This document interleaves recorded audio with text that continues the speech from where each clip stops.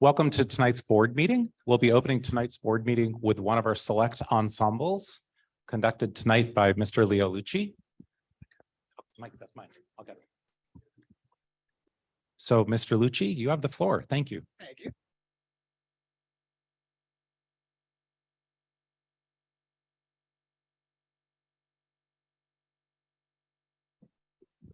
Hello, there we go. Good evening, everyone. I'm Leo Liucci. I'm the course director here at the high school. I came here with our select ensemble, the Royal Scarlets Chorus. This is our group that is by audition, and they meet twice a week after school. They're the group that you see perform if you went to Memorial Day this year, the tree lighting, or our holiday concert. They did a small set. So today we'll be performing 2 numbers for you. So we're going to start with the Carol of the Bells.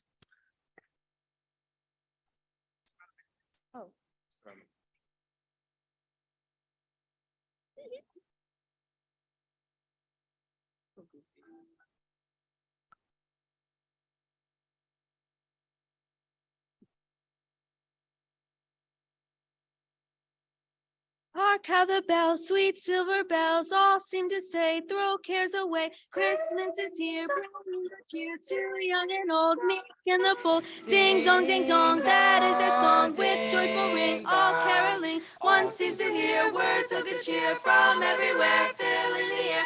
Oh, how happy are their tones. They ring while people sing songs of good cheer. Christmas is here. Ding ding dong, ding ding dong. On only send on without end. To every home. Hark how the bells, sweet silver bells, all seem to say, throw cares away. Christmas is here, bringing good cheer to young and old, meek and the bold. Ding dong, that is their song, with joyful ring, all caroling. One seems to hear words of good cheer from everywhere, filling the air. Oh, how they crown, raising their sound, what they are their tone. Gaily they ring while people sing songs of good cheer. Christmas is here. Merry, merry, merry, merry Christmas. Merry, merry, merry, merry Christmas. On they send, on without end. Their joyful tone to every home. On they send, on without end. Their joyful tone to every home.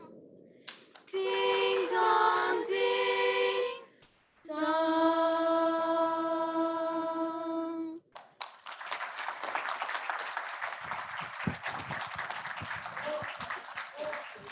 Our second selection will be Underneath the Tree by Kelly Clarkson. We hope that you enjoy.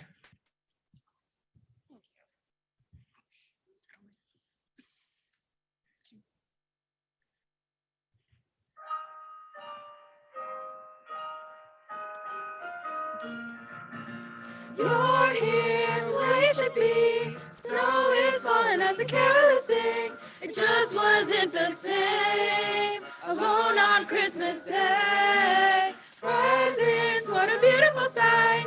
Don't mean a thing if you ain't holding me tight. You're all that I need underneath the tree tonight. I'm gonna hold you close. Make sure that you know I was lost before you. Christmas was cold and gray. Another holiday. I'm going to celebrate. But then one day everything changed. You're in need underneath the tree. You're here where you should be. Snow is falling as the carolers sing. It just wasn't the same. Alone on Christmas Day. Presents, what a beautiful sight. Don't mean a thing if you ain't holding me tight. You're all that I need underneath the tree. I found what I was looking for. A love that's meant for me. A heart that's mine completely. Knocked me right off my feet. And this year I will fall with no worries at all. 'Cause you are here and everything's clear. You're in need underneath the tree. You're here where you should be. Snow is falling as the carolers sing. It just wasn't the same.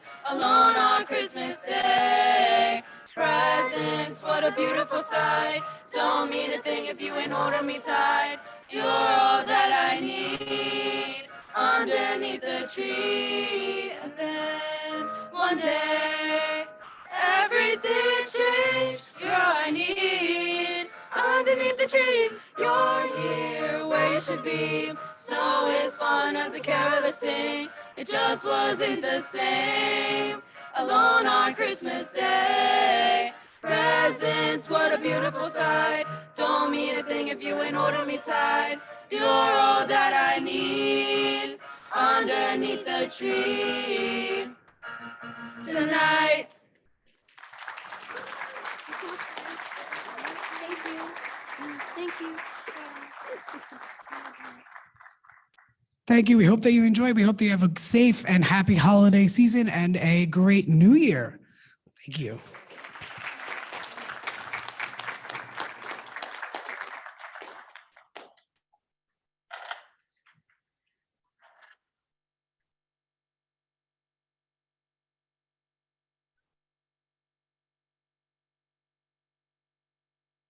Mr. Lucci, thank you again. And thank you to the students. Sounded awesome. Thank you for helping us ring into the holidays. It's wonderful.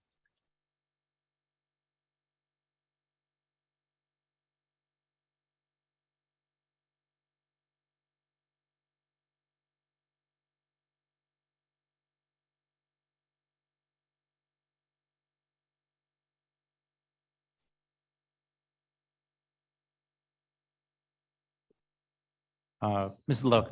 Loyacona, thank you for joining us again.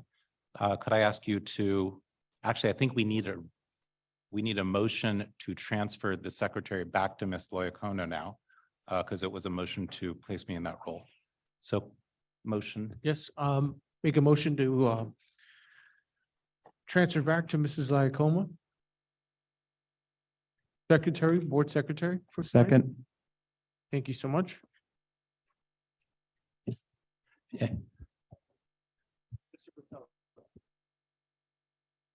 she's already assuming the role. So thank you for opening the meeting for us. Thank you. Online, can you all hear our microphone? Mr. Gomes? Yes, great, thank you. Yes.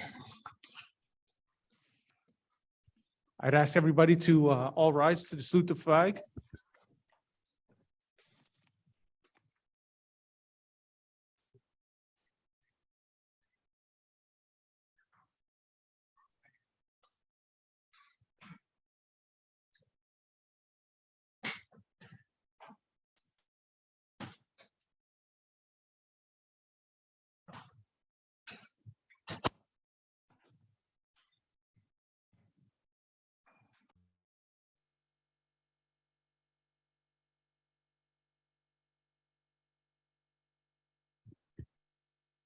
Motion to open the meeting.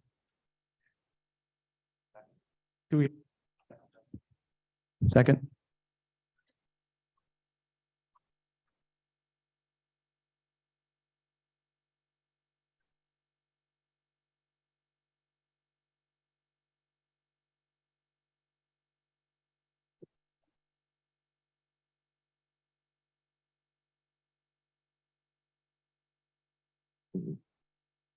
The New Jersey Open Public Meetings Law was enacted to ensure the right of the public to have advance notice of and to attend the meetings of the public bodies at which any business affecting their interests is discussed or enacted upon.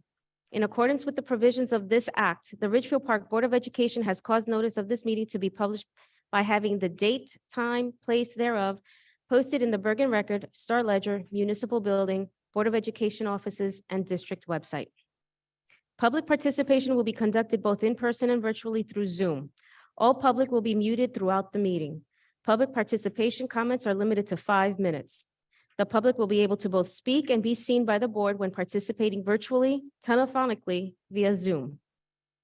Individuals participating virtually that wish to make comments during public participation will need to raise their hand by clicking the blue hand icon at the bottom of their Zoom window. Individuals participating by telephone that wish to make comments during the public participation will need to hit *9 on their telephone to raise their hand. The Business Administrator Board Secretary will then unmute individuals one at a time to speak in the order that their hand was raised. Roll call.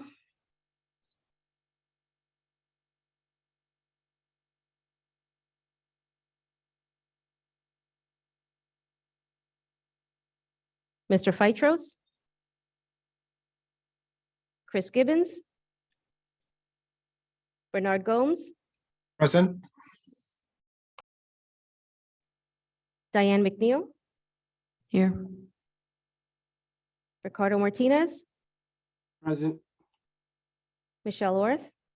Here. Berlinda Rodriguez? Here. Tom Verselli? Here. Dave Cathcart? President Fernandez? Here. Okay, before we begin, I'd like to make a motion to amend, resolution 1306 for revised language. Second. So as counseled by legal counsel, I will read out the revised language, which is subject to further negotiations and approval of a final shared services contract by the Board of Education as negotiated by legal counsel. That is the revised language. Thank you very much. Do we have any other motions on related to 1306? We- Okay, I'm sorry. We need a vote on the amendment. Nancy?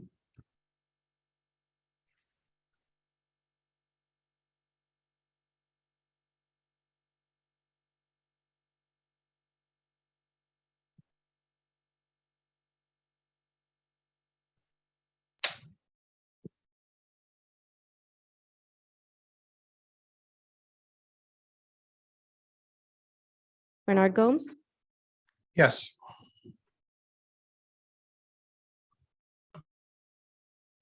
I apologize, my font is very small. Diane McNeil? Yes. Ricardo Martinez? Yes. Michelle Orth? Yes. Berlinda Rodriguez? Yes. Tom Verselli?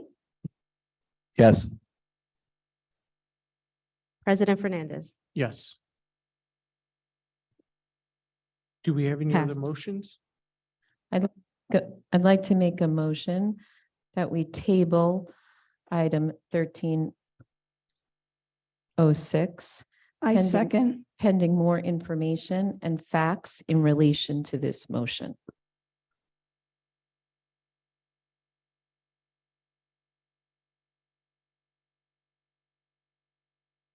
I second.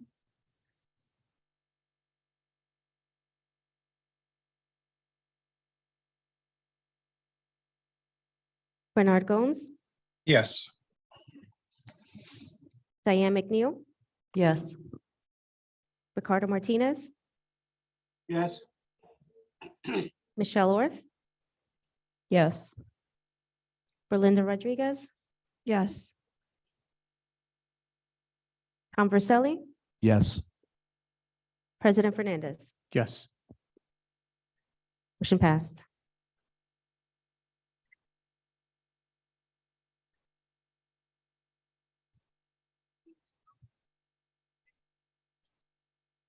Moving on, to the approval of minutes. We have the approval for the September 21st, 2022 board minutes. I'll approve.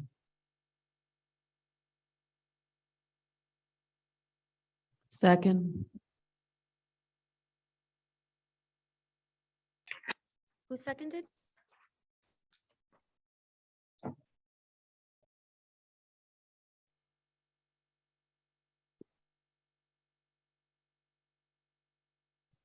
Bernard Gomes? Yes.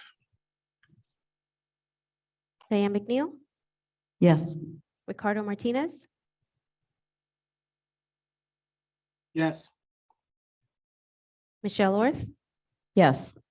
Berlinda Rodriguez? Yes. Tom Verselli? Yes. President Fernandez. Yes. Motion carries.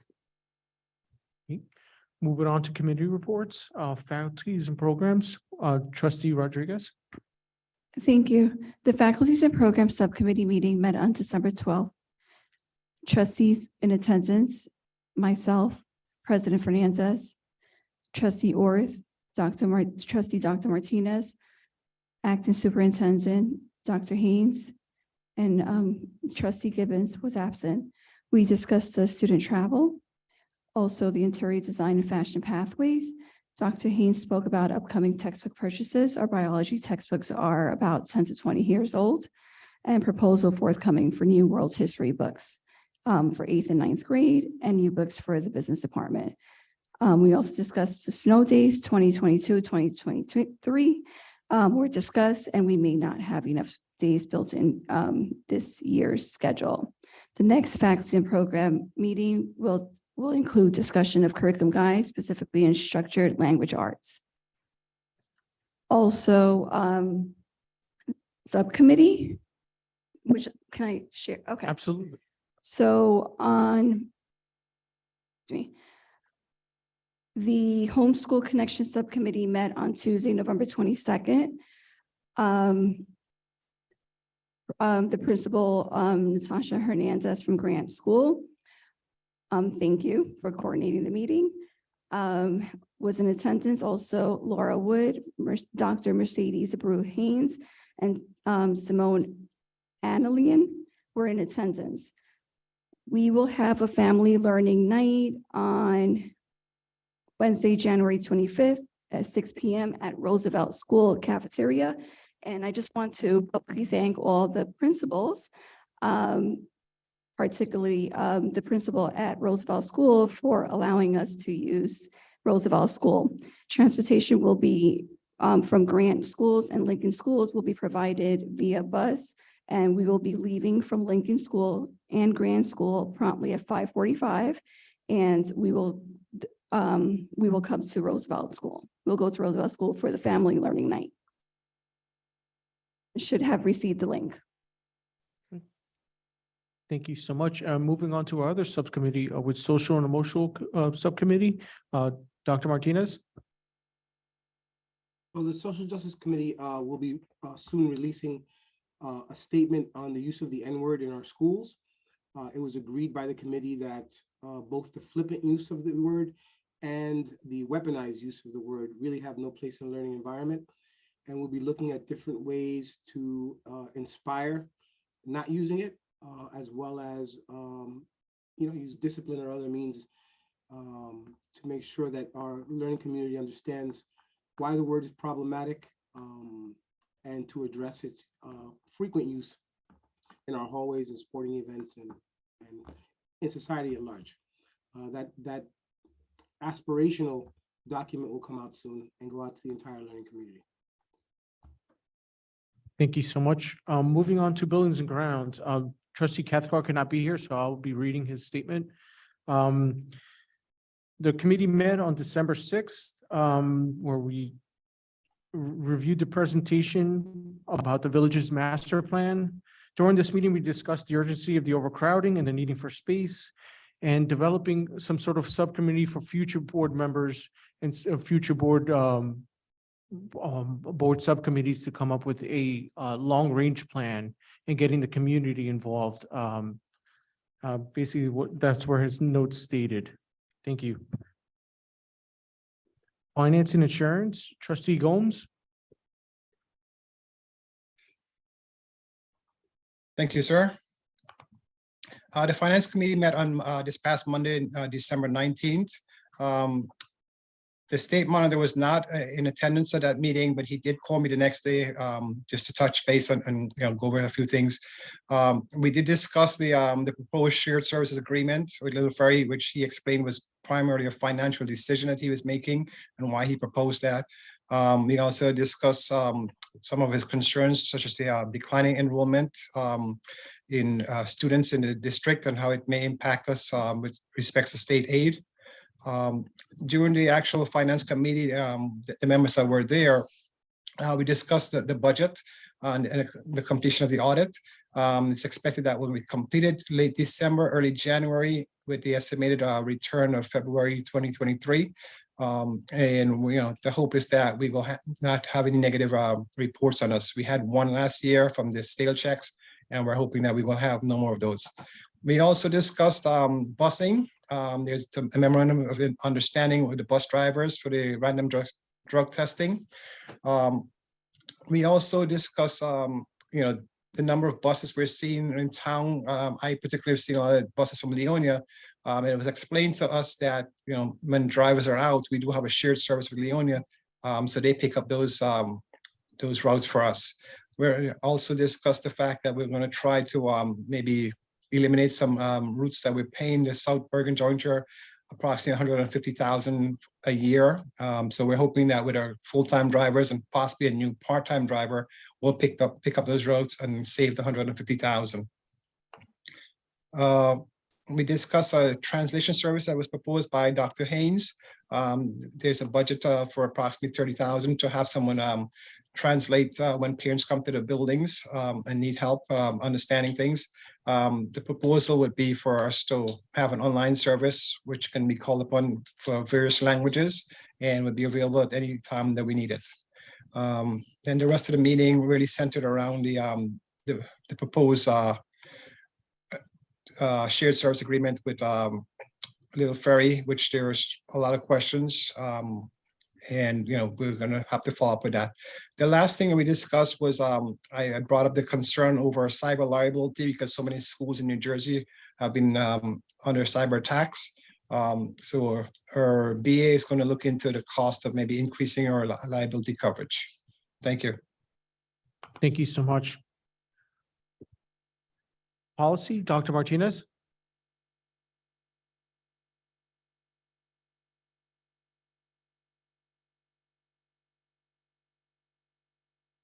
The policy committee met on December 14th.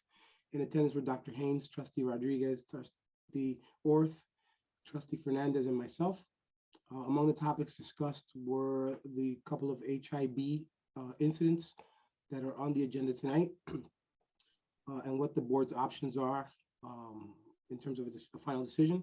We also talked about transportation of students by staff members and making sure that our policy covers their liability, covers our liability, and that there's a procedure in place for this practice, which should be infrequent. We talked about snow day planning and the fact that we may not have enough days if it snows much. We talked a lot about the quorum and the change in the language. It appears that across the state, a practice where we were told we were a board of 10 with quorum being 6, even if Little Ferry didn't vote on an item. It turns out that across the state, the move has moved to the fact that we are a board of 9 when Little Ferry does not vote on an item, and that the committee structure has to fall in line with that to make sure that we don't reach quorum in one of our committees. So our subcommittees going forward will be smaller, which will present some issues that we need to discuss when we do the reorganization. We also talked about the eligibility of some residents and who have senior students in the district who are appealing to stay in the district even though they moved.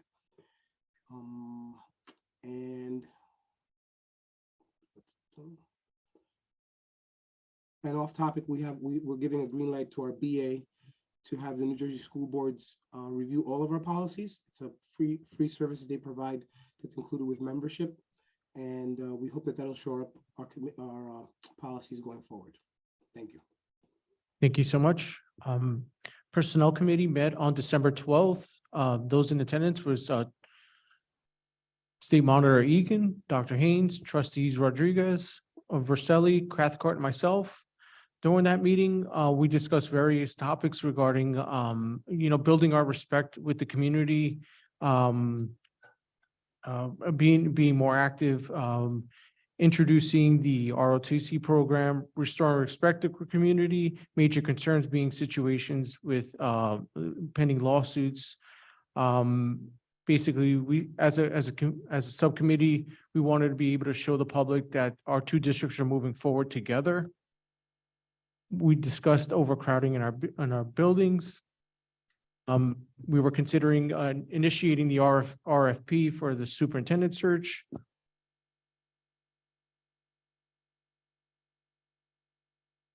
And that was the end of our personnel committee meeting.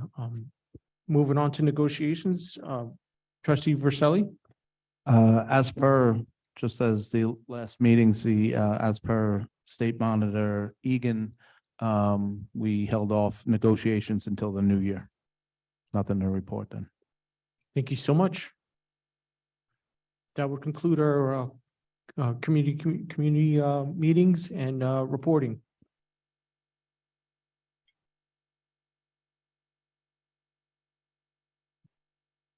Moving on to the acting superintendent report.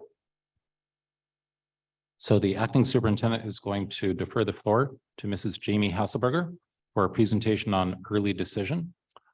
Please take the podium, Mrs. Hasselberger.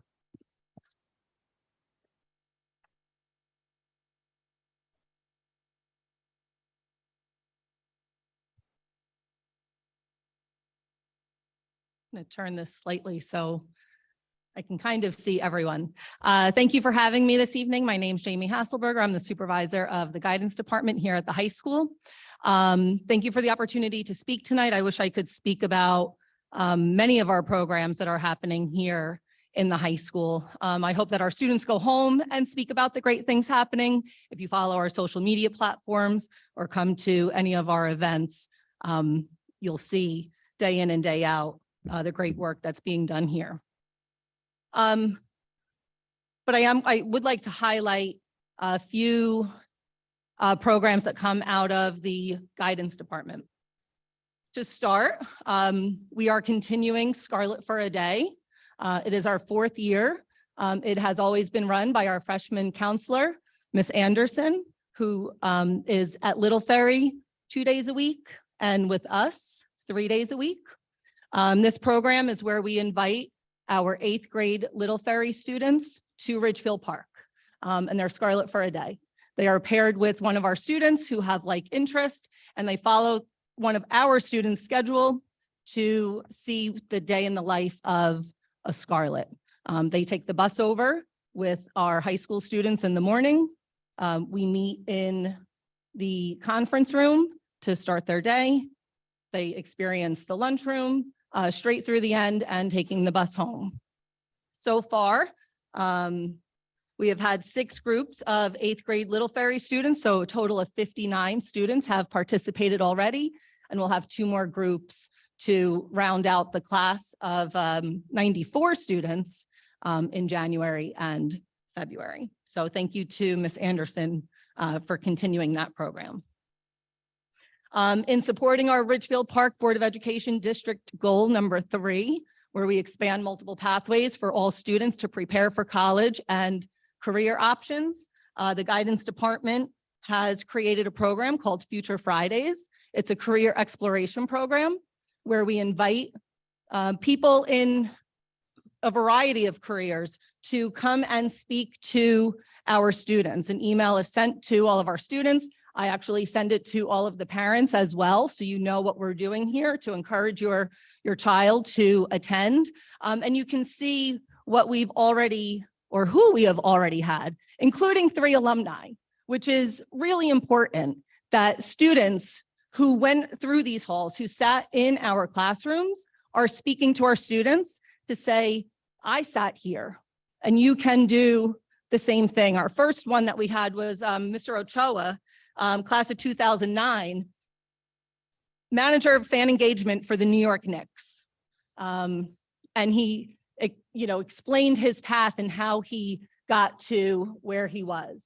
And it's a great feeling for our students to say, I can do that too. Entrepreneurs, realtors, we have a bunch upcoming as well. For the public, former alumni who might be listening, if you would like to speak to our students, please reach out to me so we can get you on the schedule. We would love to have you. And you could see some pictures down at the bottom. Continuing with District Goal 3, preparing our students for college. with the support of the Board of Education and approving the budget, we were able to administer the PSAT to all students in grades 8, 9, 10, and 11. 711 students tested for free the PSAT, which was an incredible opportunity for them. And the benefits of taking the PSAT obviously familiarizes them with the test that they'll take. It can guide their test prep. They could qualify for National Merit Scholarship. In our senior class, 2 of our seniors, when they were juniors, took the PSAT and they were qualifiers for National Merit Scholarship. And it's also a graduation pathway mandated by the NJDOE. Continuing goal number 3, our early college program, which I always love to highlight. We have parents in the audience of a graduate from the program who I was speaking to earlier, and he's going to, in 3 years, receive his bachelor's and master's degree because of this program when he left with an associate's degree, 60 college credits, which is incredible. For cohort 23, my seniors right now, we have 6 in the program, and you can see their names there. They'll all be a part of the Bergen Community College commencement ceremony at MetLife Stadium in May. It's quite grand and exciting. But what I really want to highlight here, and I'll give them all the praise, all 6 of them in May, but one of our students, Joey Davia, just finished the program in a 1.5 years. He is done with his associate's degree, December 20th of his senior year, which is truly, truly unbelievable. In cohort 24, my juniors, I have 13, so the program has doubled. And then stay tuned. At the end of January, I'll be having an information session for future cohorts and hoping to increase that number. So again, thank you to the Board of Education for supporting that program. But Instant Decision Day, and this is, you know, what I told Dr. Haynes I was going to talk about, and then I threw in everything else. Instant Decision Day is one of my favorite days of the year coming out of the guidance department. We held it on December 8th, 2022. We had 10 colleges participate this year. Berkeley, Felician, William Patterson, Caldwell, York College of Pennsylvania, Centenary, Montclair State University, Fairleigh Dickinson, Rowan, and NJCU. You could see some of our students here. They spend the day in the media center and they meet one-on-one with admissions reps. And they have a little interview. They review their application. They ask them some questions, and then on the spot, they receive an admissions decision, and oftentimes with scholarship money attached to that. That's William Patterson, and then we have Berkeley College in the next slide, and then another William Patterson. It's a very exciting day. So just to highlight some of the colleges, for Berkeley College, we had 2 students apply. For almost all of them, the application fees are waived, and that's an incredible savings for our students. So for our 2 students who applied, they saved $150 in application fees, $19,000 was offered in scholarships, and one of the students was offered the presidential scholarship, so we'll only have to pay 30% of that tuition. For Caldwell University, we had 5 students apply and were accepted. $200 in application fees were waived, and $92,000 in scholarships were offered that day to those 5 students. Centenary College, we had 2 students apply, $60 in application fees, and those scholarship offers are still pending. For Fairleigh Dickinson University, 20 of our students applied. $1,000 was waived in application fees, and those scholarship offerings are also still pending. Felician, we had 7 students, $210 in application fees waived, and $110,000 offered in scholarships on that day. Montclair State University, 24 students participated that day. $47,000 was offered in scholarships. That's $40,000 more than last year. Last year, $7,000 was offered to our students who participated. So quite an increase from last year. They don't waive the application fee for all students. It's only need-based. But for that, $780 was saved in application fees that day. NJCU, 8 students applied, $400 in application fees waived, with scholarship offers still pending. And Rowan University, 5 students, $325 in application fees waived. William Patterson, 14 students, $700 in application fees waived, $5,000 in scholarships were offered with others still pending. York College of Pennsylvania, we had 1, but still he saved $75 in his application fee. And here are pictures of some of our students who were so excited. Going into it, they were so incredibly nervous. What am I going to do? What am I going to say? What are they going to ask? How am I going to answer? And then I should have had video actually when they got up and they turned around and literally jumping up and down. It was just truly such an incredible day. Some more pictures on the next few slides. And you could see them with their pennants from the college that they were accepted to. And it's non-binding, so they don't have to decide, but they go home with peace of mind that they have college acceptances in their back pocket, and they could take their time to make a decision of what they want to do and what will best suit them in their future. Continuing with some more pictures, and you could see their big smiles. They were so excited.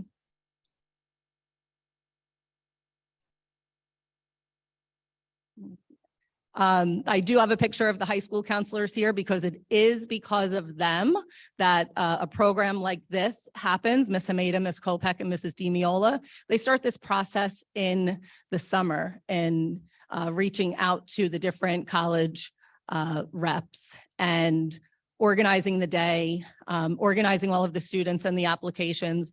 So without them, this program wouldn't happen. So I do want to recognize their efforts.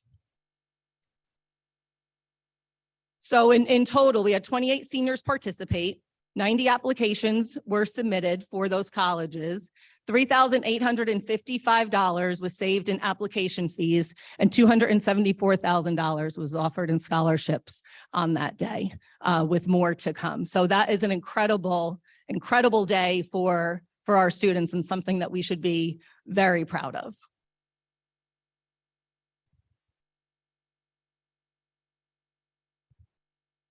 And then over the next 3 slides, because outside of instant decision day, obviously we are still in the process of submitting our college applications. And over the next 3 slides, you could see well over 250 different colleges and universities of where our students are applying. They are going out to the West Coast. They are going up to the Northeast, the Northwest, down to the South, and everywhere in between. You know, obviously highlighting some in red that are, you know, always impressive to see. We have the United States Air Force Academy in there. We have the United States Military Academy in there.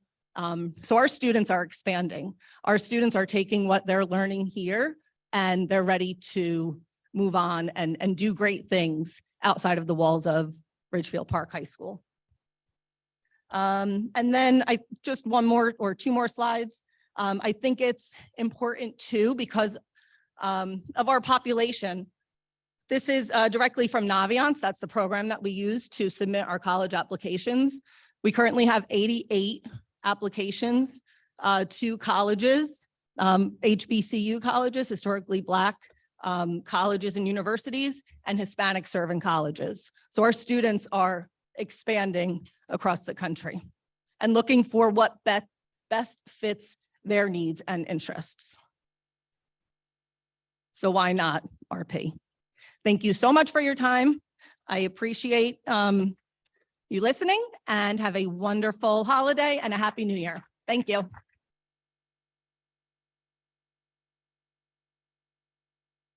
Thank you, Mrs. Hausberger. This is one of the presentations I look forward to every year. And I thank you for the good work of you and your department in offering our students ever increasing opportunities for their future. Thanks again. That ends the superintendent report. Okay, State Monitor Egan could not make tonight's meeting, so we're gonna jump over to open up the floor to citizens' comments on agenda items. I repeat, on agenda items, but before we do that, can we please open up our public comment guidelines, please? Dr. Martinez, would you like to read that, or I have that in front of me? Let me know. I'll try to get through it. I was just having a coughing fit. Good evening. Before we begin public comment, as the chair of the policy committee, I want to remind everyone that we believe it's crucial to hear from our community members about their concerns and issues. The board is here to listen. However, the public comment period is not designed to be a discussion. Accordingly, the board may respond to easier questions tonight or may not respond to questions tonight, depending on the level of research needed to answer the questions. This is because we take your concerns and questions seriously and want to have sufficient time to process and research issues if need be. We will, however, expect that Dr. Haynes or the relevant staff member will get back to you. I also want to point out that under state and federal privacy laws, the board is unable to respond to comments related to school personnel or students or those that involve pending litigation. Please know, however, that we take personnel and student concerns very seriously. On these matters, we would ask you to go through the appropriate administrative channels, such as your school principal, the administrator in charge of that department, or Dr. Haynes. We want our school board meetings to serve as an example to our students that members of our school board and members of our community can deal with controversial issues in a civil manner and demonstrate mutual respect for one another. In that spirit, we will insist that all speakers and members of the audience address their comments to the board president directly rather than the audience. Finally, I want to remind everyone that the board and the administration is reachable by emails listed on the website. For tonight's meeting, there will be 2 public comment sessions, one on agenda and one off agenda. There is also a sign-up sheet at the podium, or you can raise your hand through the Zoom app. We will call your name in the order that you were signed in. Each member of the public will have 5 minutes to speak during each comment period. Time cannot be transferred to other individuals. The public comment period will be 1 hour for on-agenda items and 1 hour for off-agenda items. The board will now entertain public comment. Please remember to state your name, Richfield Park mailing address, and to keep your comments brief to allow sufficient time for other members of the public to speak if they wish. Thank you. Thank you, Dr. Martinez. Before we open up the floor for public comment, I just want to make everyone aware that we did table 1306, and we also made a motion to revise language to that resolution. Thank you. Nancy? Let the record show that it's 8:24.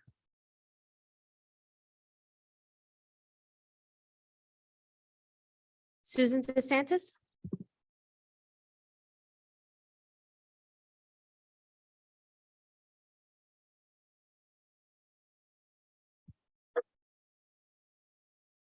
Good evening.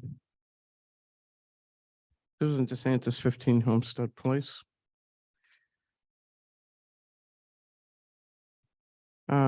Resolution 1302 and 1303. I see we're losing another 2 people to add to the 30 plus we already have. We're losing, that's about 10% of the staff so far in a year.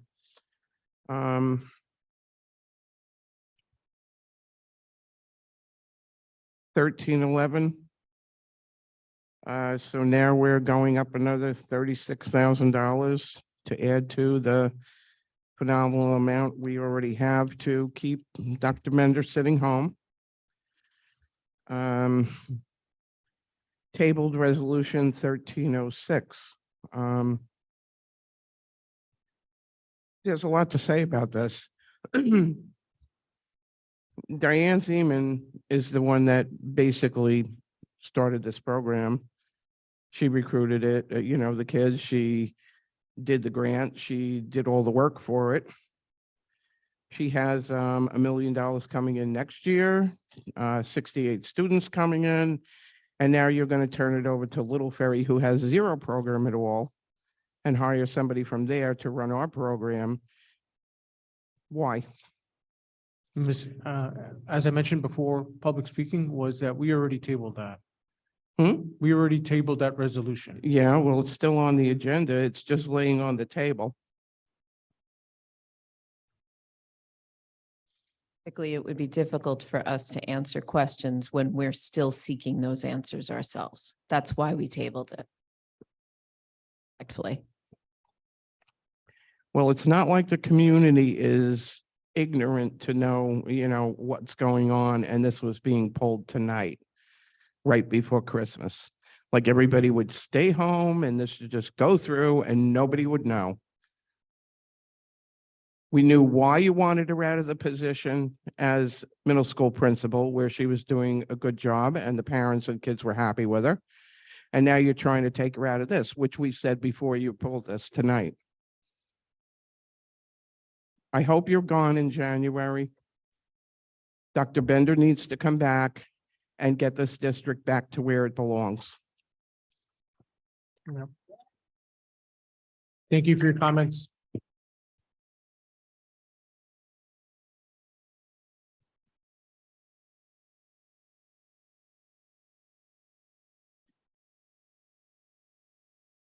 Janet Malou,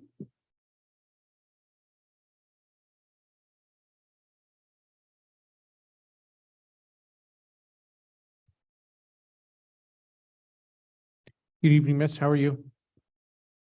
Good evening, Janet Malul, 163 East Grand Avenue. First, the presentation that was just given us, I have one curious question. The one student that has now graduated with their associate's degree still has to finish 6 months to get there. That just seems so weird to me. Like, just graduate him if he could graduate college already, then he obviously could have graduated already from here. I think that's just kind of weird. But anyway, I'm kind of, I'm impressed by the fact that we have students in those programs. But I'm kind of still wondering, after the couple of the presentations that were given, what we're really doing with our own kids. So we've given the PSATs with the assumption they're going to take the SATs. Has any thought been given to having them take the ACT, which I think children today, students today have, especially coming out of the pandemic, have a much better chance of doing well on, unless these colleges aren't really looking for those scores anymore. I'm questioning, I don't remember which, it was a personnel where we're now hiring somebody to, again, assist Dr. Haynes in part of the position that he should be able to handle. I just see the money going out the door, and that money doesn't seem to matter to the state monitor, but money for a pre-K position, which is going to get covered anyway, seems to be his big issue. I know it's tabled, and I guess, and I don't know if you can answer, but I'm throwing it out there. So if it's tabled, then I'm making an assumption, I'm hoping that until it is deemed the position is out of Richfield Park, which will going to bring a whole other ball of wax, that she is still in the position until it is taken over by somebody else. Or is that not so? Not so. Not so. Right. Okay, then I guess she's bumping somebody to go back into her. No. I'm, that is so. I'm sorry. That is so. Oh, I'm Yes, sorry. I'm sorry. miss. Okay, okay, I just needed a clarification on that.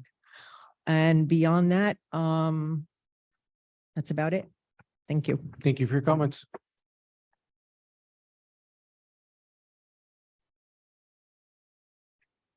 Ed DeSantis?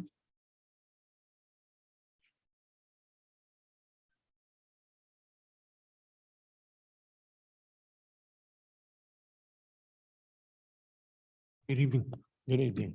Ed DeSantis, 15 Homestead Place. Both presentations tonight were very good. I'm glad some of our students were able to get scholarships. Again, it was very well done. And of course, the small ensemble was very enjoyable. Resolution 1302. I know every year we have to have some attrition. There's always people leaving, but it's a great disappointment. Anne Marie Coyle is leaving the district. She's been a great employee for many years, and I'm very personally sorry to see her go. Resolution 1311. I too have a concern about the amount of money we're spending on additional curriculum people. I mean, at this point, we don't know the results of some of this additional curriculum effort, but a lot of money is being thrown out at assistants, supervisors, assistant director. We have a director of curriculum. More money going at something doesn't always mean better results. And I certainly hope, so I'm sure this will pass, is that again, there's some result for this expenditure of money, because it seems many of these things could be handled right here by our own curriculum department.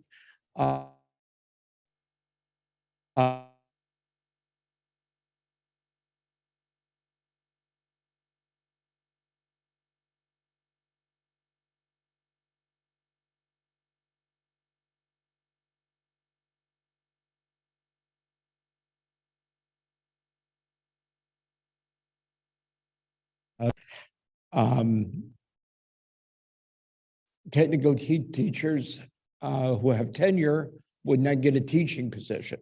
However, no arrangement is made for that, and I'm not in favor of that because I think that we're losing a good administrator. Now, although the vote's going to take place tonight, Ms. Seaman put a lot of effort and a lot of work into being the principal of the middle school. From what I've seen and heard, she put 100% into that. And that went away. And then the new position was forced upon her. And you know what? She put 110% in. She got grants.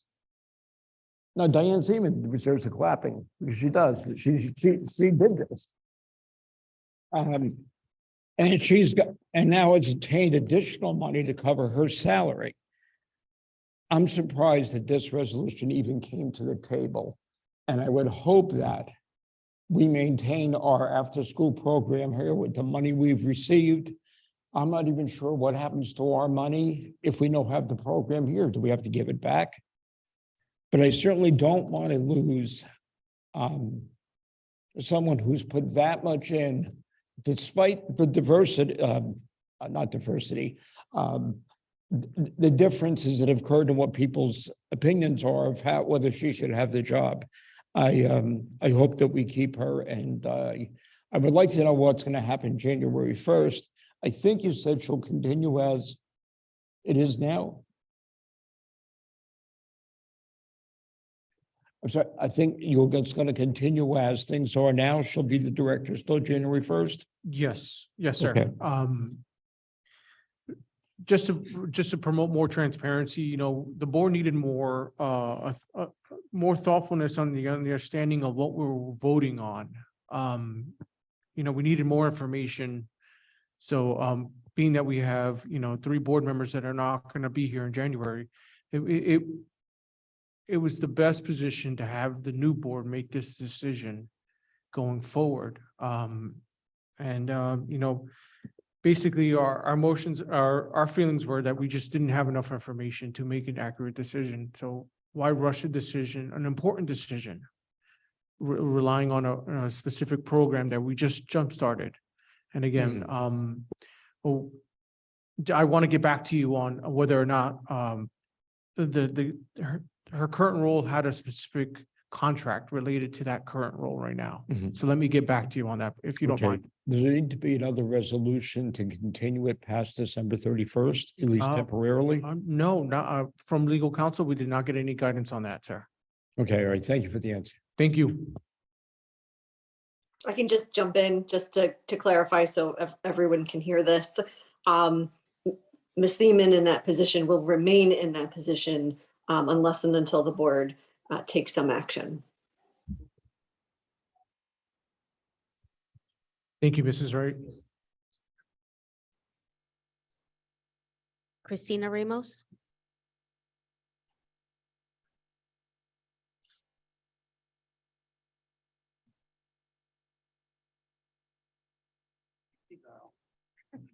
Good evening.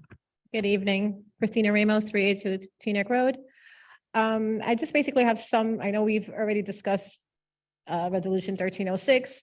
I'm happy that it was tabled. However, there's still some questions. I think Mr. DeSantis covered a few. But so we know that Mrs. Steeman's contract ends on the 31st. Can the state monitor at a later time overturn the board decision to table this? In other words, tomorrow he can call and say, I'm going to overturn this. Yes, the answer is yes. The So the answer is public can yes. hear. The answer is yes. The answer is yes. Okay. Is Ms. Steeman still going to continue in her position even without a contract? How does that affect us legally in terms of, well, again, if the state monitor tomorrow decides to overturn the decision, then all this would be for nothing. Well, I don't understand how this came to be. We pretty much all predicted this. We didn't need a crystal ball to see this was coming our way. Mr. Haynes, I hold you personally responsible. You are dishonest and conniving. You're destroying people's lives, and what goes around comes around. You sat there and you told us time after time when we asked you about her position in this district.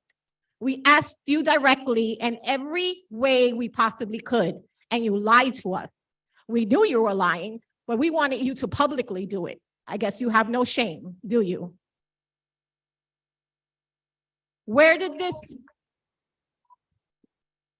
Whose idea was this? Because previously, when resolutions were made, it was only recommendations by the state monitor. By the superintendent. Now, the resolution says recommendations from superintendent and state monitor. So what games are we playing? And suddenly he's not present today. He's not here. What games are we playing? He didn't want to face the public tonight. It's pretty obvious what's going on. And we're not going to be quiet about it. We've emailed Mr. Scott Henry, Director of State Monitors. I received an email from him today. I responded. The pre-K program was put together and will be paid for entirely by state grants.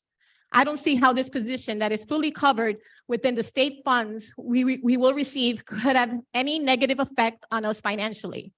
What does the program that is being paid for through grants have any place for negotiation with our sending district, Little Ferry? Why is one of Little Ferry's employees being hired for this position? We don't have money to pay our own employee, but we will have money to pay one of theirs. Why was our superintendent, Angela Bender, allowed to be sent home? Doesn't her lawsuit that is costing our district thousands of dollars fall in line with protecting our district financially? The board had no rhyme or reason to suspend Ms. Bender. Why did the state monitor at the time, Mr. Wayne Demikoff, not step in to overturn the decision if he knew this would cost us thousands in litigation fees?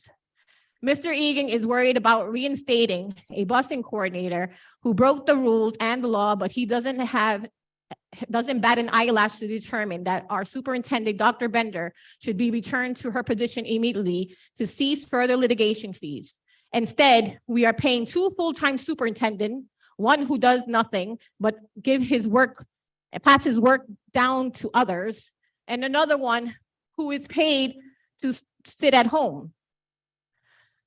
This is what we have now. We have all these litigations, money, taxpayers' money being thrown out the window when it could be used here with our students.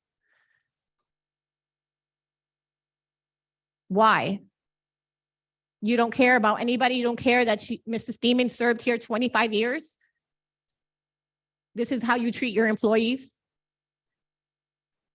Shame on you.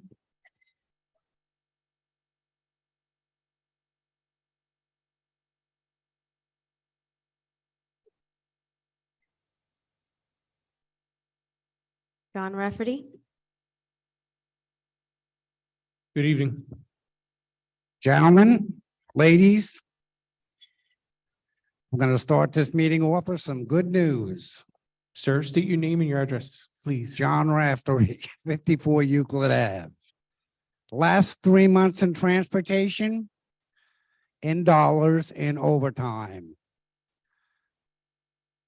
September, minus $1,819 in overtime. October, minus $1,010 in overtime. November, minus $3,047 in overtime. I could be a little more specific with this, but we haven't gotten there yet, where you start getting into routes. The amount of drivers is the same. The routes are the same also. But this is a basic outline and shows what is going on in transportation right now, as they are saving a lot of money. We're not paying a supervisor. You don't need a supervisor for a 10 bus fleet. You simply need what they call a working foreman, who drives and takes care of the details and provides the BA with whatever information she needs. I think it might be a nice idea if they would do something for Mr. Green, maybe in this check, maybe dump him $100, just tell him a great job. As he gets his numbers, you can give them to him every month, and he's to meet that or exceed it, which is basically pay for performance. But there are all sorts of things that can be done and money saving ways. So for the board, for getting the study done on transportation and for making the change, I congratulate you. Simple as that. Okay. Let's get down to the dirt now with Ms. Thiemann. I would like to follow up on Mr. Santos saying we've had 32 resignations from the Board of Ed this year. 12 of them have been teachers. So what has gone on with Dr. Bender and what has gone on with Ms. Thiemann, all of the teachers are watching. They're saying, we don't need this BS. They're out of here. So our school system is the one paying the price. And I simply think we need to set a higher tone and a better standard for how Ridgefield Park treats its teachers. Simple as that. If we ever need a Dr. Bender back, it's right now. Because at the top, we are lost. Simple as that. Thank you. Mr. Raftery. Mr. Raftery, regarding your comment about the busing overtime, right? So I hope Yes. you understand that during the month of November. All right. We didn't have predominantly most of our overtime is athletics. So I hope you understand that during the month of November, we didn't have any fall sports exceed to a playoff or further on in their season. So the reason being that busing overtime is so low is because we didn't have as many fall sports. You're not telling me anything I don't know, buddy. That's called the season. Your biggest season last year is October, $11,000. This Exactly. year it was 10,000. Just want to make that clear. That's called, no.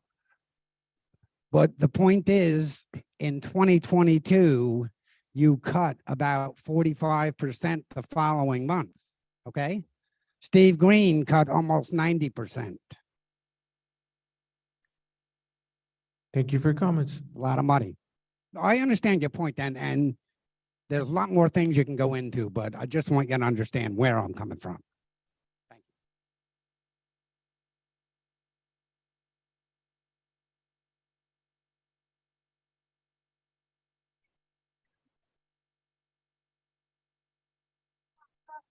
you. Thank you for your comments, Rodon. I cannot read the following name, but it's B. Heaney.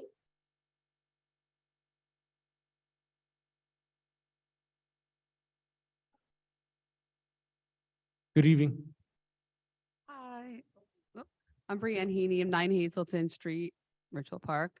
I just wanted to offer a perspective of Ms. Thiemann, obviously, since I work with her day in and out. So I have a spiel, so I'm going to read it to you, only because I'll forget. The Ritual Park Co-op has been a pillar in the community since 1971. In the past year, we've joined gladly to the Ritual Park Public Schools as our preschool universal expansion team. This has been a goal for the Ritual Park Co-op, and we are very excited to make this transition. Diane Thiemann has been a vital asset to our partnership. She has been a wonderful facilitator between the Ritual Park Co-op and the public schools. Together, at this point, we have worked together not only to establish a new curriculum in our classroom, but have made plans to continue this growth to expand to multiple classrooms for the upcoming September year 2023. Diane has participated in many workshops that have helped her to make this progress. She has met each week with the state to make sure that not only we are following the state protocols, but we are able to abide by the protocols that fit within our town. She has had a scheduled appointment with the superintendent each week, and she's always ready to give updates and progress as her highest priority. Personally, she's been very helpful to me as we were making this transition. She's also helped me to be the successful teacher that I am. I feel at this time removing her position with someone new would just be a detriment to the growth of the universal preschool expansion and its partnership with the co-op. Based on what I know, the position in Little Ferry is a new one. It's one classroom. They have not had this benefit of working in a universal preschool classroom. And from what I also hear, they're not following the creative curriculum that we spent the last few months to really dive into. She's invested much of her time learning about the curriculum and helped us to figure out ways to implement it the best. She's already established goals that have further thrusted the co-op's name to the forefront, and we are gladly to be that flagship. Since the school did not adopt many changes until October when we first started receiving the grant, we're still in early stages of development, and there's still much progress to be done before September's opening of 3 additional classrooms. Therefore, I'm asking you to rethink, or thank you for tabling it, in regards to Ms. Diane Thiemann as the Assistant Director of the Early Education. Her removal will bring the goal of our universal pre-K program back many steps, since we'll be starting afresh. Overall, her rapport with the parents and the students is just invaluable. So we're asking you for the future, for the children in our community to rethink and to dive deeper, as you're saying, into what is the best impact for our children. And I just wanted to give you that insight. Thank you so much for your comments, Miss.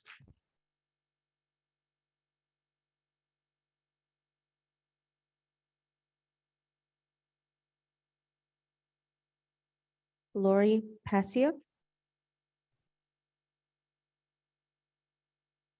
Good evening, Miss.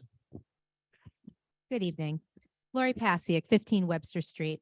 I've been in this town for 23 years. This man is appalling. I don't understand why this board does not stand up to this. You're telling me you do?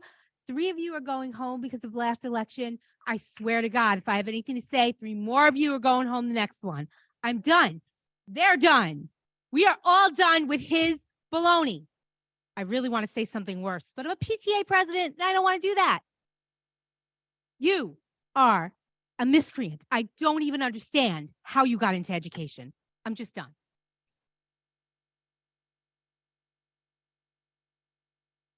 Thank you for your comments.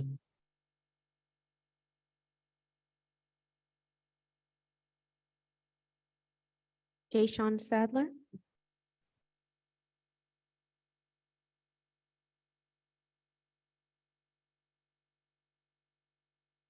Good evening.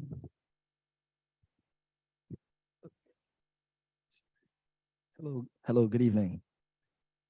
So I wanted to firstly thank Ms. Hasselberger for her presentation, as well as the guidance team and the entire district staff in general. It's not easy work, helping kids to get to college. So I definitely very much appreciate being able to see all of that hard work come to fruition for our students. And, like I said, special shout out to the guidance team and to Ms. Hasselberger for that hard work. Very, very beautiful to see. I also wanted to thank the Social Justice Committee for their, continued work. As Dr. Martinez mentioned earlier, I guess there's a forthcoming document with some aspirational language with regard to usage of the N-word on our school's campus. I think that that's very important. I think it's also important not to forget other words that have historically been used to dehumanize marginalized peoples. It's very important that we recognize emotional harm is real and just as damaging as physical harm. And we should be taking active steps as a community to address that wherever we can. Language really matters. So I'm very appreciative of that work and look forward to continuing it. I also would like to mention Resolution 1306, which I know it's been mentioned many times, has been tabled. I just wanted to express my own experience, as a parent of 2 middle school children who were very, very fortunate, to have Mrs. Steeman as their school principal. My family, and I've got up here and I said it before, words cannot suffice to express how much Miss Steeman's presence meant. She supported, my children here. And last year, we were told, as I recall, that she was being moved out of that particular position because she was needed for this pre-K position. I was not happy with the move, but of course we had to accept it. I mean, if that was the decision that was being made, it now seems to me, I just don't understand how now she'd be removed even from that position. So it just feels like, my children lost the great services that she provided for naught. And that feels very frustrating and upsetting. I also just wonder, right, if we're being dealt with in a good faith and honest fashion. It's something that I wonder. Other members of the community have spoken up and outright said that the superintendent is lying, or the acting superintendent is lying. I just, I want for our community to be dealt with straightforward, honestly, openly, with full transparency. And it's something that, I'm asking for, but I'm actually, like, as a community, we're demanding. And this really does not at all feel right. I'd also like to say that it does not bode well for, myself working in a school when I see how my colleagues are treated. There's a morale that contributes to, for people who work in a school. If you feel like, you have a person who's done, by all accounts, an outstanding job, who's being treated, so unfairly, that does not bode well, I would think, for staff morale, certainly not for parent morale. So publicly, I'd like to once again just thank Ms. Steeman for all of her dedicated service to the community at large and to my family in particular. Thank you so much, Ms. Steeman. I really appreciate you. And I'd like to see us, move forward in a positive direction. We lost Dr. Bender, who hopefully will be back. And hopefully we can also keep Ms. Steeman, which is very important. Thank you so much. Thank you for your comments.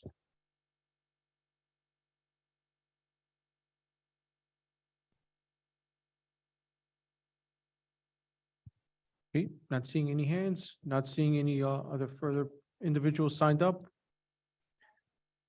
Would you mind signing up then, Miss?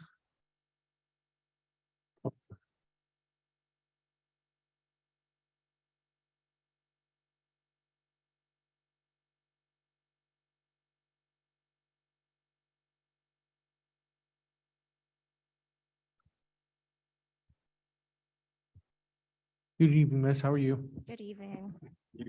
Sorry. Good evening. I'm sorry. So I wasn't going to speak until I heard that there's a possibility that the state monitor can overturn the decision that the board has made tonight. So I decided to speak up. So before I start, I do just want to give kudos to all the educators. I know it's a very tough job, especially nowadays, but especially Lincoln School. Dr. Ferrero and the amazing teachers there are the reasons why I still strongly believe that there's hope for this educational system. I have learned that our superintendent is considering abolishing the role of Director of Early Center. More specifically, the role that Mrs. Thiemann has successfully executed in the last few months. This is after the superintendent felt that this role was so much more important than having a middle school principal, when we all know that a middle school principal was extremely important because those students really needed the time and dedication of a leader. This has nothing to do with funding because to my knowledge, the government funded it. And there's no money necessary to be given to this program. I know if we were so tight in our money, we will be asking Little Ferry for the money that they owe us. But we don't know if this was ever even paid back, or is it just being ignored? Or is this agreement with the service, shared services is something that's going to help with that? To me, this feels a bit personal. You feel it's more important to remove such a stakeholder from our community, such as Mrs. Thiemann. She has been part of the community for 25 plus years. She has attended numerous community events. She, even throughout this year presently, even though she doesn't play a role as a leader. Everyone knows that she is and has a positive influence on all of our children. When my children were going through the most difficult time of their lives this past year after losing my mom, it was Mrs. Thiemann that checked in on them and their well-being. And she hasn't been their teacher for God knows how long. When my daughter was being grossly bullied in her school to a point where she refused to go in, it was Mrs. Thiemann who reached out to make sure she was psychologically well and to encourage her to go back to school. And until this day, my daughter still goes to class wearing a mask on her face. Not because she fears of getting COVID, but she fears that she will get bullied again. She's afraid that they're going to pick on her, call her ugly, and tell her she's a nobody. She's afraid that those attempts to push her down those stairs or being pinned in a corner like she did last year will happen again. So she covers her face, hoping that nobody will make eye contact with her and nobody will tell her how ugly she is or that she is a nobody. So tell me, why is it more important to spend thousands of dollars on litigation fees versus funding educational programs that can teach students not to bully one another, to be kind to one another, and for once and for all, stop all this nonsense from happening? We have a huge epidemic going on in our schools, and this is my child, one child out of so many children who has to go through this bullying nonsense day in and day out. This is not fair. So our energy and our money are going through to things that are not even important. You guys prefer removing people out of place than really taking care of a well-being of a child. To me, Mr. Superintendent, I feel this is very personal. I feel you make it your mission to see that Mrs. Thiemann fails. And even though a whole community backs her up, she has tons of students who feel comfortable and welcomed and safe around her. But this means nothing to you. You rather put someone else in this position from out of town, a position that doesn't even exist in Little Ferry. And I repeat again, and I will continue to repeat, that this has become a personal vendetta for you to remove Mrs. Thiemann out of office. And why? Why, if she has been such a staple to this community and has loved this community and our children? I didn't even know who you were, to be honest, except for seeing you in meetings. I don't see you partaking in any of the community events, any student events, anything that pertains to our student. But I have seen Mrs. Thiemann not only as a second grade teacher to my children, but as somebody very important to this community. And last year, when she was a middle school principal, I reached out to her at the height of the shooting threats at her schools. And I was freaking out like every other parent, saying, what is going on and what's going to happen? She reassured me that our superintendent has the best interest of our students at mind, and he has a plan to protect our children.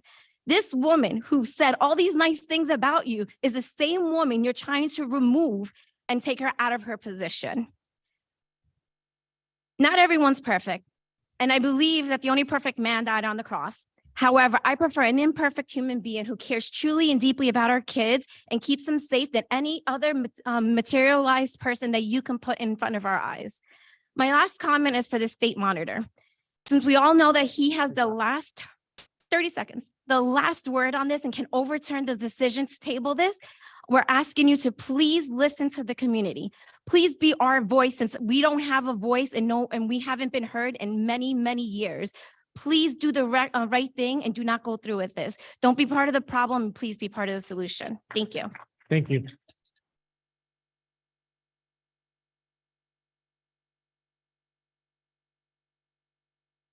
Elisa Quincha, 88 Overpeck. Thank you.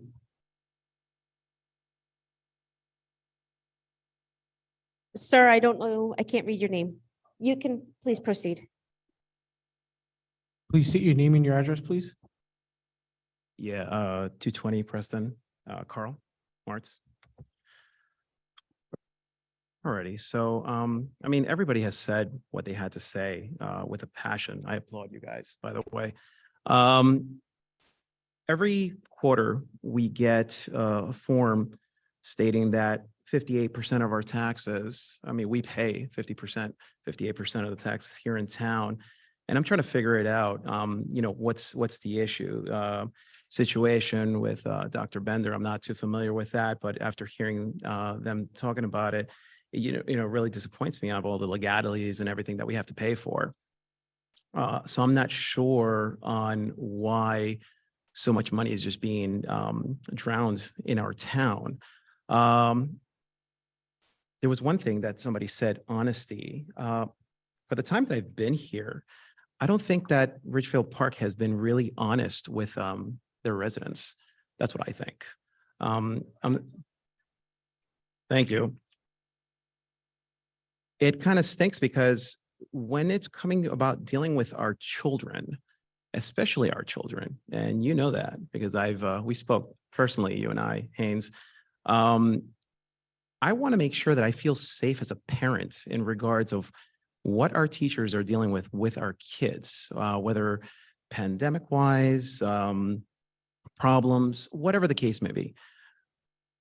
Changing instructors, directors, anybody is going to affect the lives of kids. I have a daughter that's in the preschool right now, and Ms. Demon has been a tremendous support. And the thing is that all the kids, every time I go drop off my daughter, all the kids are calling out her name, calling out Miss Brianne, Miss Donna, Miss Amra. But it's like, it's embedded into their kids' heads in regards of who they're dealing with on a daily basis. Now, you go ahead and you bring somebody else new, which, by the way, creating positions, that's amazing because I would like to apply. Because whatever positions that they create, it's just amazing that they just come out of somebody's behind and then boom, all of a sudden a position is created. I really would like to work whatever department that is because, hey, sign me on. Then I overheard also type money. Little Ferry owes us money. Why do they owe us money? Is there a reason for that? I'm still trying to figure. I don't know. Trying to figure it out. Also, you know, when $2 million get lost and then all of a sudden it gets found again. All this, I mean, once again, I go back to the same word, which I stated before in the beginning, is honesty. Honesty. Why are we not honest with our residents? You know, a lot of people come to this town and they're like, my God, you know what? I like this town. I love this town. But then when us residents tell the people that maybe want to come and live here, it's like, no, you know, let's try Teaneck or try Little Ferry, you know, or try Bogota. You know what I mean? There's one thing that also, if anybody has seen The Bronx Tale, saddest thing in life is wasted talent. You know, we have talent here. We don't want it to go to waste.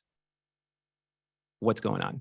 I mean, if a person is good at their job, why can't we just keep them? Doesn't it make sense? I mean, I think it makes sense, right?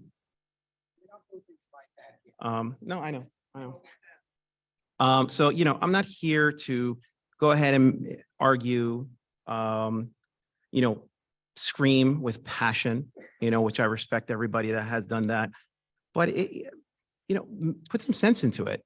Let us know what's going on, because in all honesty, once again, my child's in preschool, and then I have another one that's in junior high, and it kind of stinks when, and they don't say it, but when they talk to you, they're always looking behind their back, seeing if they're going to go ahead and teach another year, so it kind of stinks. I hate living like that, but I guess it's something that needs to be stated after, once again, everybody there. But, I want to, after, this conversation of 20 seconds, I just want to clearly state about honesty with Richfield Park residents. I volunteer also in town. We're very honest with what we do. It's something that needs to be placed into the field as, once again, us residents and you guys taking care of our kids. All right, thanks. Thank you for your comments.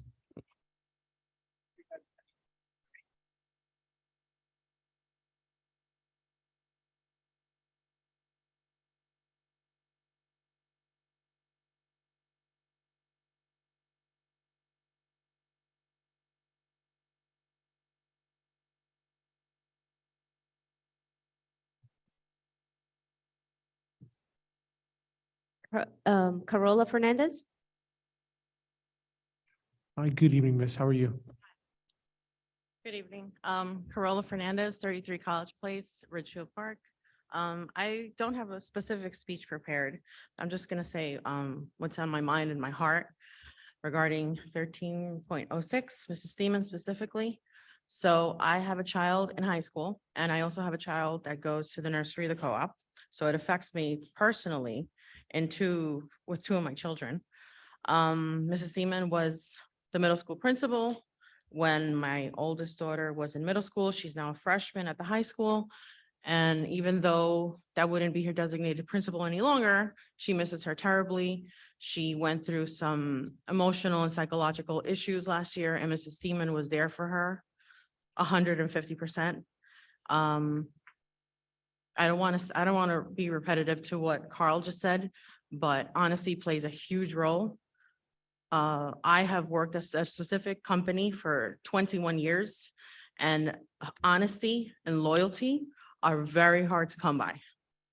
And Diane Thiemann, along with Angela Bender, are needles in a haystack.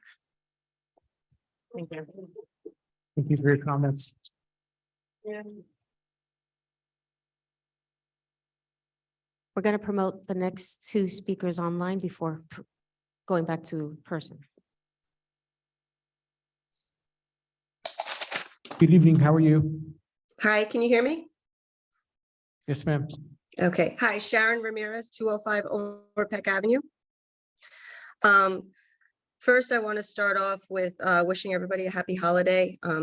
And thank you for everybody who's shown up to this meeting. I know this is right before the holidays during Hanukkah. So thank you, everybody, for coming out to support what we know is so important. So I am speaking about the tabled issue 1306, specifically about Mrs. Thiemann. But before that, I do want to state district-wide, I have children in different areas of the district, and I am beyond pleased with administrators that I've dealt with, the teachers that we have dealt with. I think my children are getting a fantastic education here in Richfield Park, and this was the reason why we moved here, specifically for the education. Unfortunately, with our superintendent, Dr. Haynes, we've become a laughingstock, and we've become a ridiculous side note in how things are being run. And it's a shame that with the board, no matter what decision they make, that we can have this state monitor who knows nothing about our district can come in and overturn the decision of the board tonight to table this. Mrs. Thiemann, she was beyond amazing as a middle school principal. I did not get to know Mrs. Thiemann before she was the middle school principal because my children attended Roosevelt. She took on this position with purpose, professionalism, and class. She made it a point to know her students and families. This was a position that as a community we knew we needed, we finally had a defined middle school or junior high school. Then last year, you just took it away from us. You left our middle schoolers and our current ninth graders without a person to look to guide them. We know that people don't like change, children especially. And in our post-COVID years, we did not take that into account, the social emotional well-being of our kids and our families. You moved her as the early childhood assistant director, which, let's be honest, we all knew was some smoke and mirror trick to give to the community because we all came out to speak on how much we love Mrs. Thiemann. We all saw that this position was going to be going away, that this position had an expiration date of December 31st. We all knew that this was going to happen. And just as Ms. Ramos stated, we didn't need a crystal ball to determine this. I've had the pleasure of working with Mrs. Thiemann on the pre-K committee. She has done a tremendous amount of work for the pre-K program in such a short amount of time. As stated previously, I've been an early childhood educator for the past 23 years. What she has been able to accomplish in the time she was able to accomplish it is extremely unheard of in this field. She was able to establish $1 million grant for the town. And how are we going to reward her? We're just going to remove the position and give it to somebody else. I am so thankful for the board for tabling this decision. However, I'm very nervous for Mrs. Thiemann that the state monitor can turn around. I hope he is listening and that he understands how much we love Mrs. Thiemann, how much that she is needed and wanted in this district. And she's not only been a pillar of the community, but she's been an amazing educator, hearing from all her past students, from the past families. My daughter, I have 4 children in the district, and my one daughter was able to be a student of hers in the junior high school. Went through a very scary situation last year, and I know this is like the same stories hearing over and over again. Mrs. Thiemann was not just there for my daughter, she was there for my whole family. Calling me late at night to make sure my daughter was okay, doing everything she can to go above and beyond what a principal's duty is. This is why the community is here supporting her, because she's done everything to support us. No matter what, if it has to do with us personally or our children educationally, Mrs. Thiemann has been there. I look at all the pictures of the pre-K program of these children and their smiling faces of how happy the parents are with everything she's doing with the pre-K program, hearing from the co-op and the director of the co-op and how much she enjoys working with Mrs. Thiemann. And now we'll just remove that position and start from scratch. I mean, it'd be one thing if Mrs. Thiemann wasn't doing her job, but she's doing her job. So I really hope that the superintendent, I hope he's gone in January. I hope that the state monitor is listening to our concerns, and thank you to the board for tabling this. I do wish everybody a happy holiday. I do wish all the board members for their last meeting. I wish you well. I wish you well in your next endeavor. And I want to thank everybody for coming out and listening. Thank you so much. Thank you so much for your comments, Ms.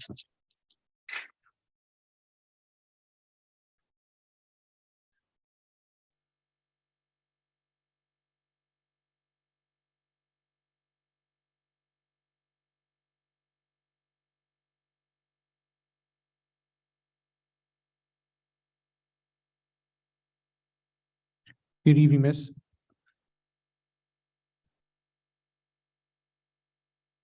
Good evening.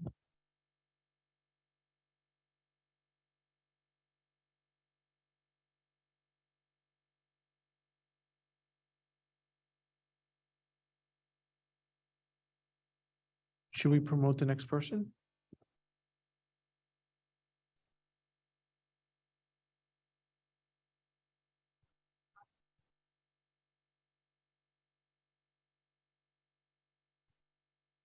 Trentino Malone. Hey, good evening. How are you? Good evening. How are you? Trentino Malone, 81 Christie Street. I've lived in this town for 26 years. I went through the school system, have heard, seen firsthand the politics that goes on in this town. My 3-year-old son is a part of the co-op program. And I had a sigh of relief because great, there's a program in this town that doesn't have to do with the school district. No politics, just taking care of the children. That's all that I want to do. I've been a teacher for 14 years now, and there's nothing more that I love than seeing children develop into the best possible people that they could become. Now I hear there's a partnership with the district, and I think, oh, here we go. More politics. Now look where we are now. Why fix something that's not broken? Miss Thiemann is a phenomenal teacher. My son loves her, fellow teachers love her, and all of my friends that I have known my whole life have never had one single thing poorly to say about this woman. By getting rid of Miss Thiemann, you're taking away someone that 3, 4, and 5-year-olds love. They love to see her every day. She's not just some figurehead. She's there taking care of the children. You've heard what other people have had to say. They care about her. She cares about them. Think about the children. Children shape the future of this world. Let's not taint them before they can think for themselves. Thank you. Thank you for your comments.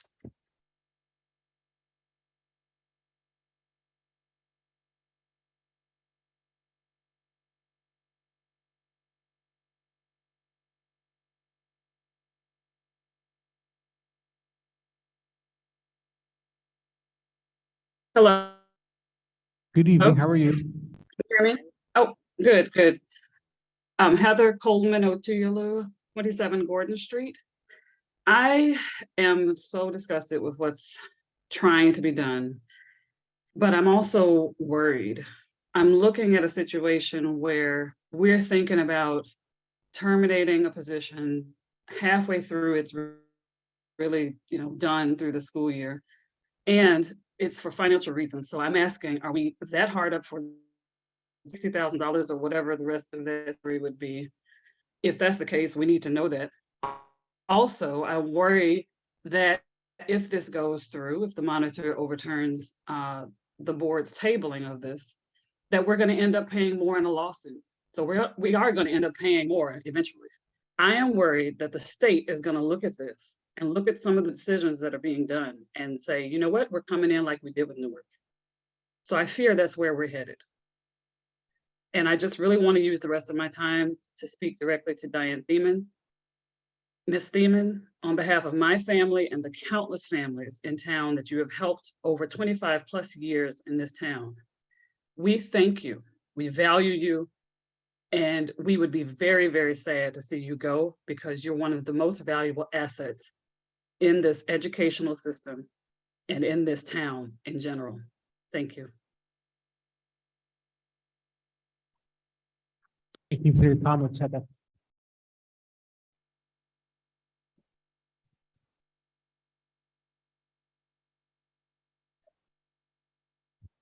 Good evening. That is our student representative leaving tonight. Ashley Montoya. Thank you again, Ashley, for showing up. Hello. Yeah, I think we have time for one more. Good evening, miss. How are you? Say your name. Hello. You have to say your name. My name is Jay. Jay Sadler, 139 Overpeck Avenue. I'm in 8th grade. And I just wanted to also speak directly to Ms. Thiemann. Ms. Thiemann, what's happening right now is so unfair, and I'm really sorry. But I do appreciate all that you've done for me. Like, I remember ever since I was little, you would always go to all of my spelling bees. You went out of your way to make me feel accepted and welcome and safe. And you truly are one of the people that makes this community hold together. And it was unfair enough that they took you out of the position that you were in at the high school last year. But what they're doing right now is so awful, and I'm really sorry. And I hope that these people change their minds. But if they don't, I just hope you know that you've changed a lot of people's lives for the better, and that you're an amazing person, and that we all love you.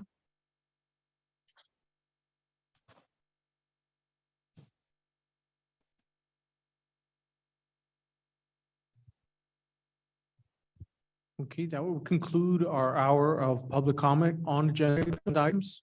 Moving on to resolutions. President Ryan, can I make a very brief statement? Yes, sir.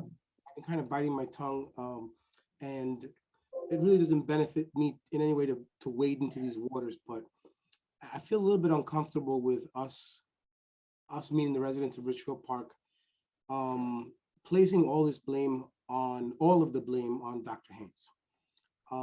I think it's okay to have criticisms. We certainly have bumped heads, and I think many of the points that you're making are very valid. But I am a little bit uncomfortable, with us. I don't like heroes and I don't like scapegoats, and I'm a little bit uncomfortable with us, pretending that some of this, as I said in a couple of meetings ago, this rot started when Dr. Haynes got here. Many of us on the board right now ran because there were problems that existed in this district long before Dr. Haynes came to this district. So I think, he's sitting in the big chair and he's got to take the heat. I don't have a problem with that, but we have a habit in this town of scapegoating. When Dr. Bender got in, she was here 2 weeks and she was made responsible for the cockroach problem in the locker rooms. And I wasn't comfortable with it then. And I'm not comfortable with all the blame for all of our problems being on Dr. Haynes. I don't think it's fair. And I think it absolves us from responsibility that we have to attend these meetings, to vote properly, to be thoughtful how we vote, to be thoughtful about the things we say, and to hold our teachers in district accountable.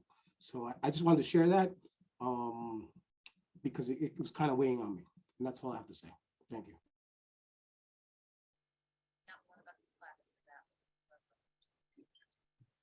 Thank you for your comments. There were a lot of comments this evening. And I would be very remiss if I just didn't say, Mr. Egan did have every intention of coming tonight. He was not able to be attending tonight because he, at this time, needs to attend to his spouse.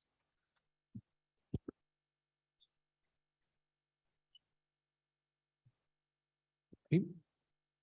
Thank you for your comments, everyone. That'll conclude our public comment on agenda items. Moving on to resolutions. Faculties and programs, Trustee Rodriguez. I so move FP 901 to FP 910. Second.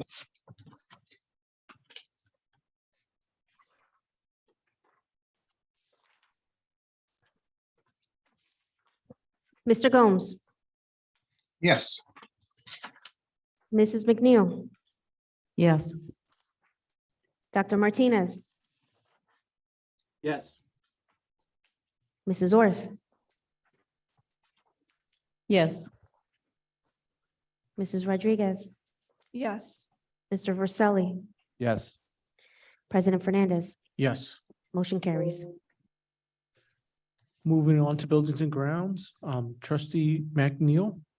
I'd like to move resolution 1001. Second.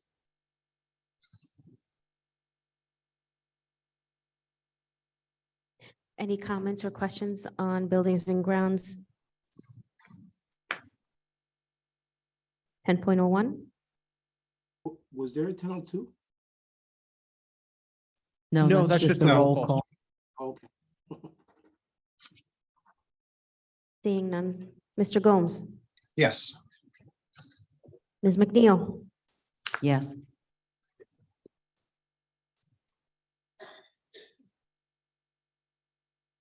Dr. Martinez,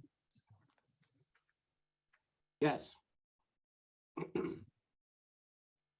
Ms. Orth, Yes. Yes. Ms. Rodriguez, Yes.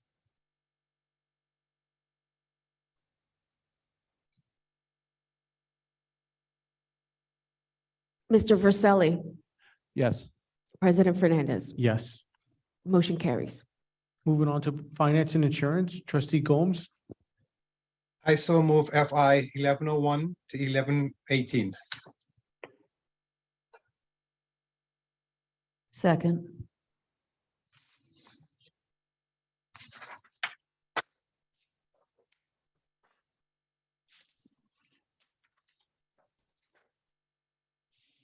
Mr. Gomes, Yes.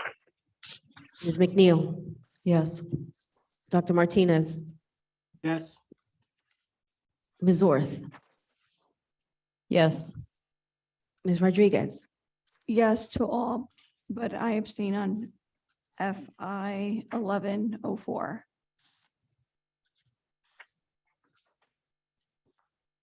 Mr. Verselli, Yes. President Fernandez. Yes. Motion carries. Consent agenda, trustee Orth, I so move item 1201. Second.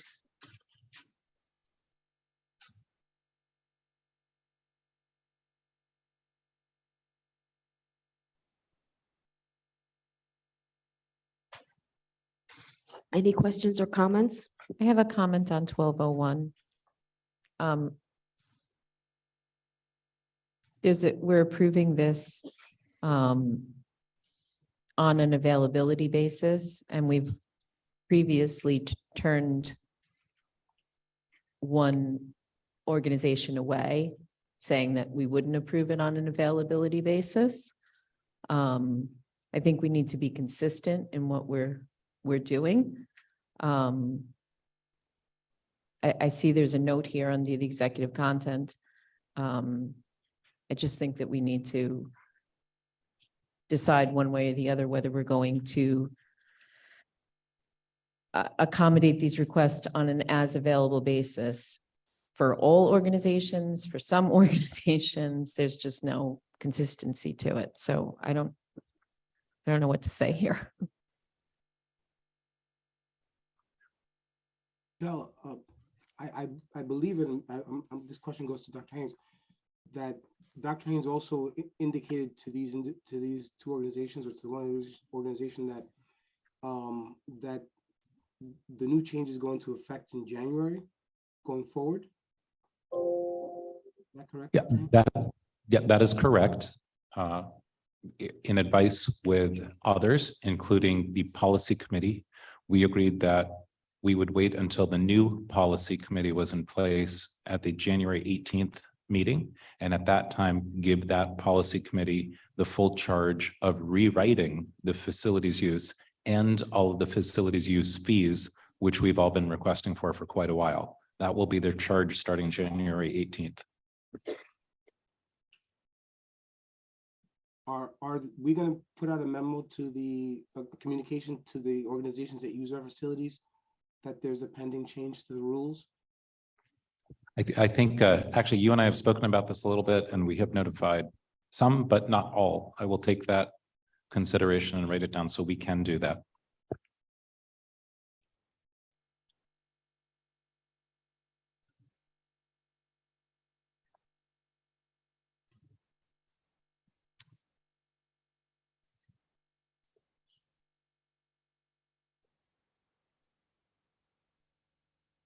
Mr. Gomes, Yes. Ms. McNeil. Yes. Dr. Martinez, Yes.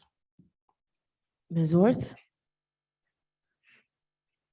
Yes, with the understanding that the policy committee will address the coming year.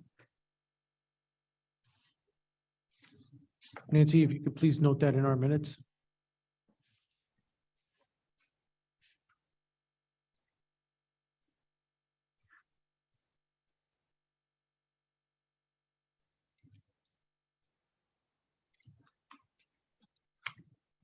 Ms. Rodriguez, Yes. Mr. Verselli, Yes. President Fernandez. Yes. Motion carries.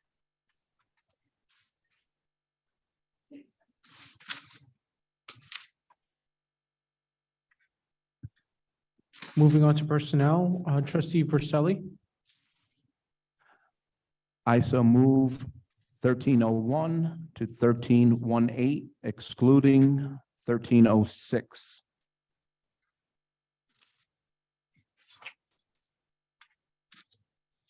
to 1317 as well.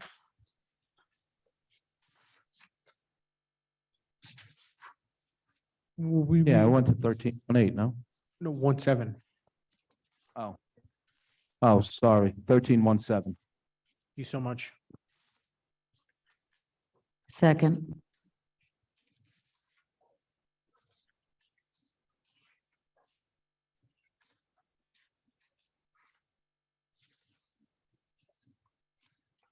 Any questions or comments on 1301 through 13.17, excluding 13.6? Yes, for the two resolutions, 1311 and 1312, based on board discussion, those two agenda items are pending the inclusion of both caps and job descriptions for each one of the positions listed in 1311 and 1312.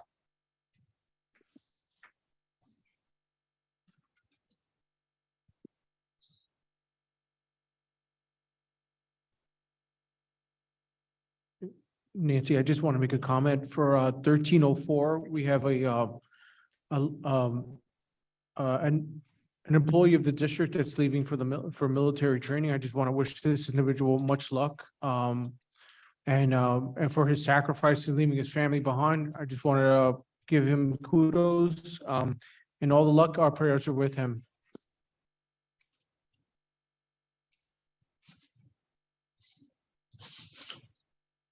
Mr. Gomes, Yes. Ms. McNeil, Yes. Dr. Martinez, Yes. Ms. Orth, Yes. Ms. Rodriguez, Yes. Mr. Verselli, Yes. President Fernandez. Yes. Motion carries. Okay, that will conclude our resolutions for this evening. I'd like to move on to citizens' comments on off agenda items. President Fernandez, can I just say one thing? Oh, yes, sir. Before we go, I just want to thank, I don't know if, I've seen a lot of people that came down, people of the public that volunteered their time, but want to give a big thanks to the all school special needs for their 5K. Bobby Lee, once again, and his whole entire team did a great job. I think everybody needs to know that 1000% of that money goes to our children, and they do a fabulous job of raising money. And I know that they got an increase this year, but there was still a lot more people that could have been there, and it was a little upsetting not to see everybody there, but hopefully next year we get everybody out. Great job, and I want to thank them.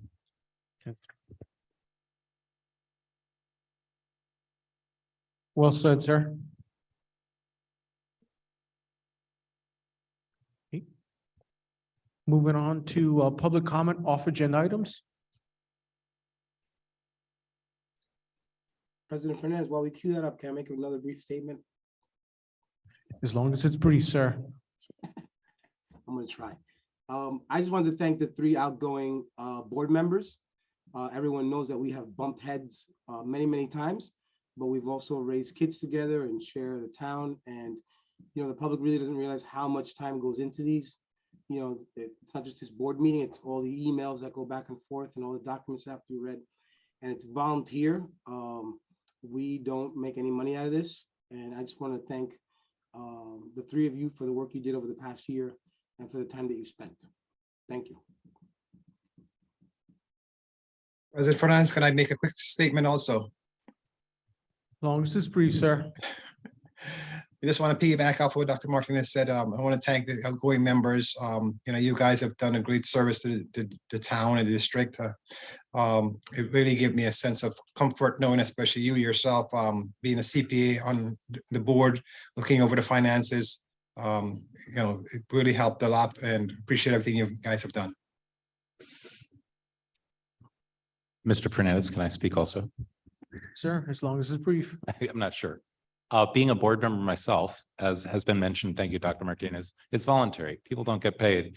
And I don't think the public has any idea of all the committee meetings, all the time that you put into President Fernandez, the time that you put into being president is just, it's a thankless job to begin with. And you do it with the best intentions for this district and our students. So again, Mr. Fernandez and Mr. Frisella and Mr. Givens, just thanking them for their volunteerism, because that's how our democracy works. Thank you for your volunteerism.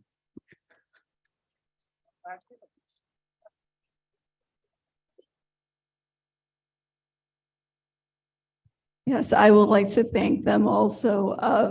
I've been attending board meetings for, oh my goodness.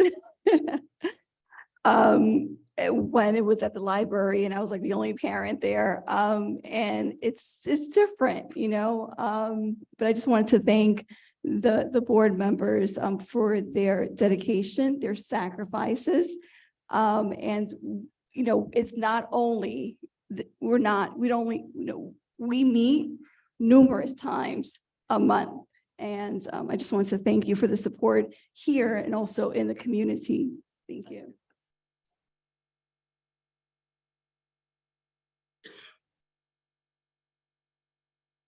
Can I just add something really quick? I attend, you know, just thank the community and the teachers, the aides, the bus drivers, the administrators. Thank you. I attended, unfortunately, I wasn't able to attend all of the holiday concerts, but I did attend the concert at Roosevelt, well, here. It was the Roosevelt School holiday concert, and the children, the staff, staff dedicated their time, volunteered their time, and the children were absolutely amazing. And thanks for the parents too that posted their videos of their children concert online and social media. Thank you very much.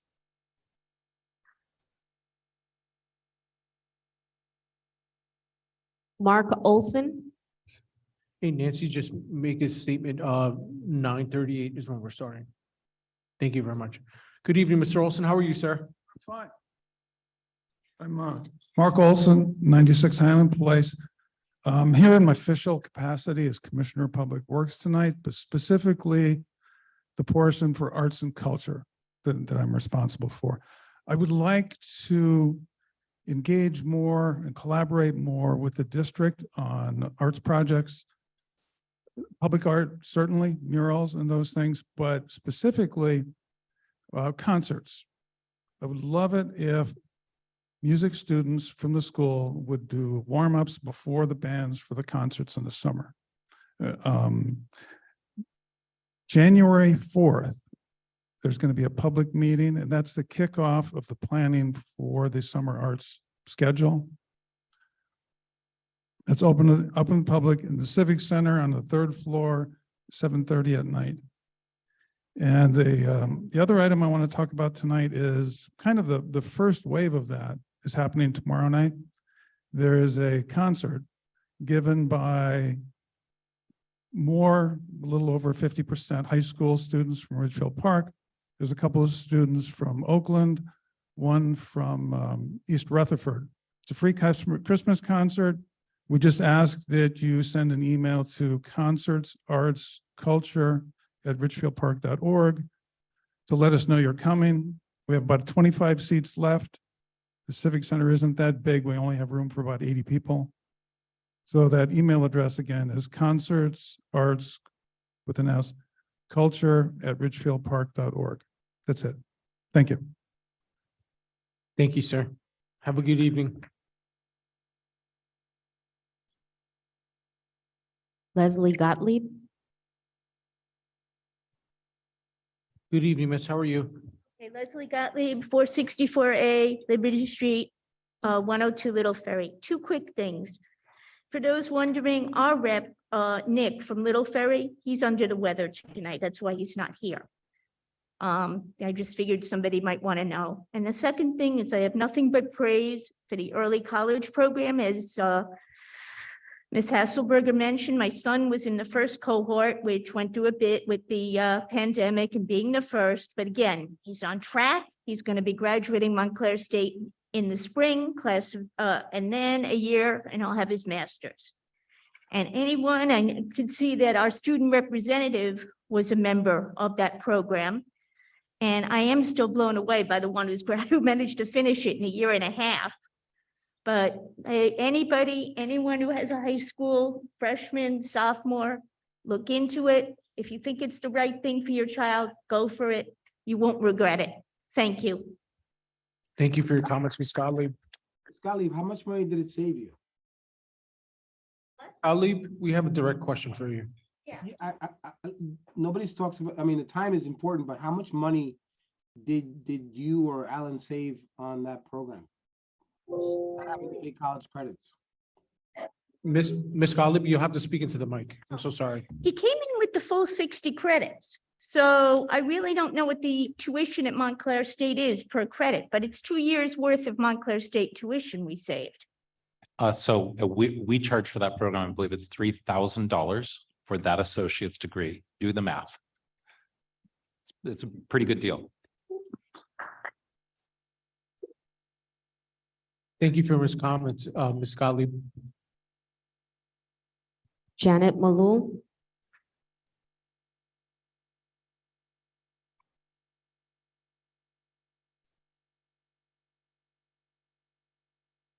Good evening, miss. How are you? Janet Malou, 163 East Grand. First of all, even though I did not agree with a lot of what 3 members that are stepping down, you did put the time in. And I know from the years my husband was on the board, it is thankless and it is massive amount of hours.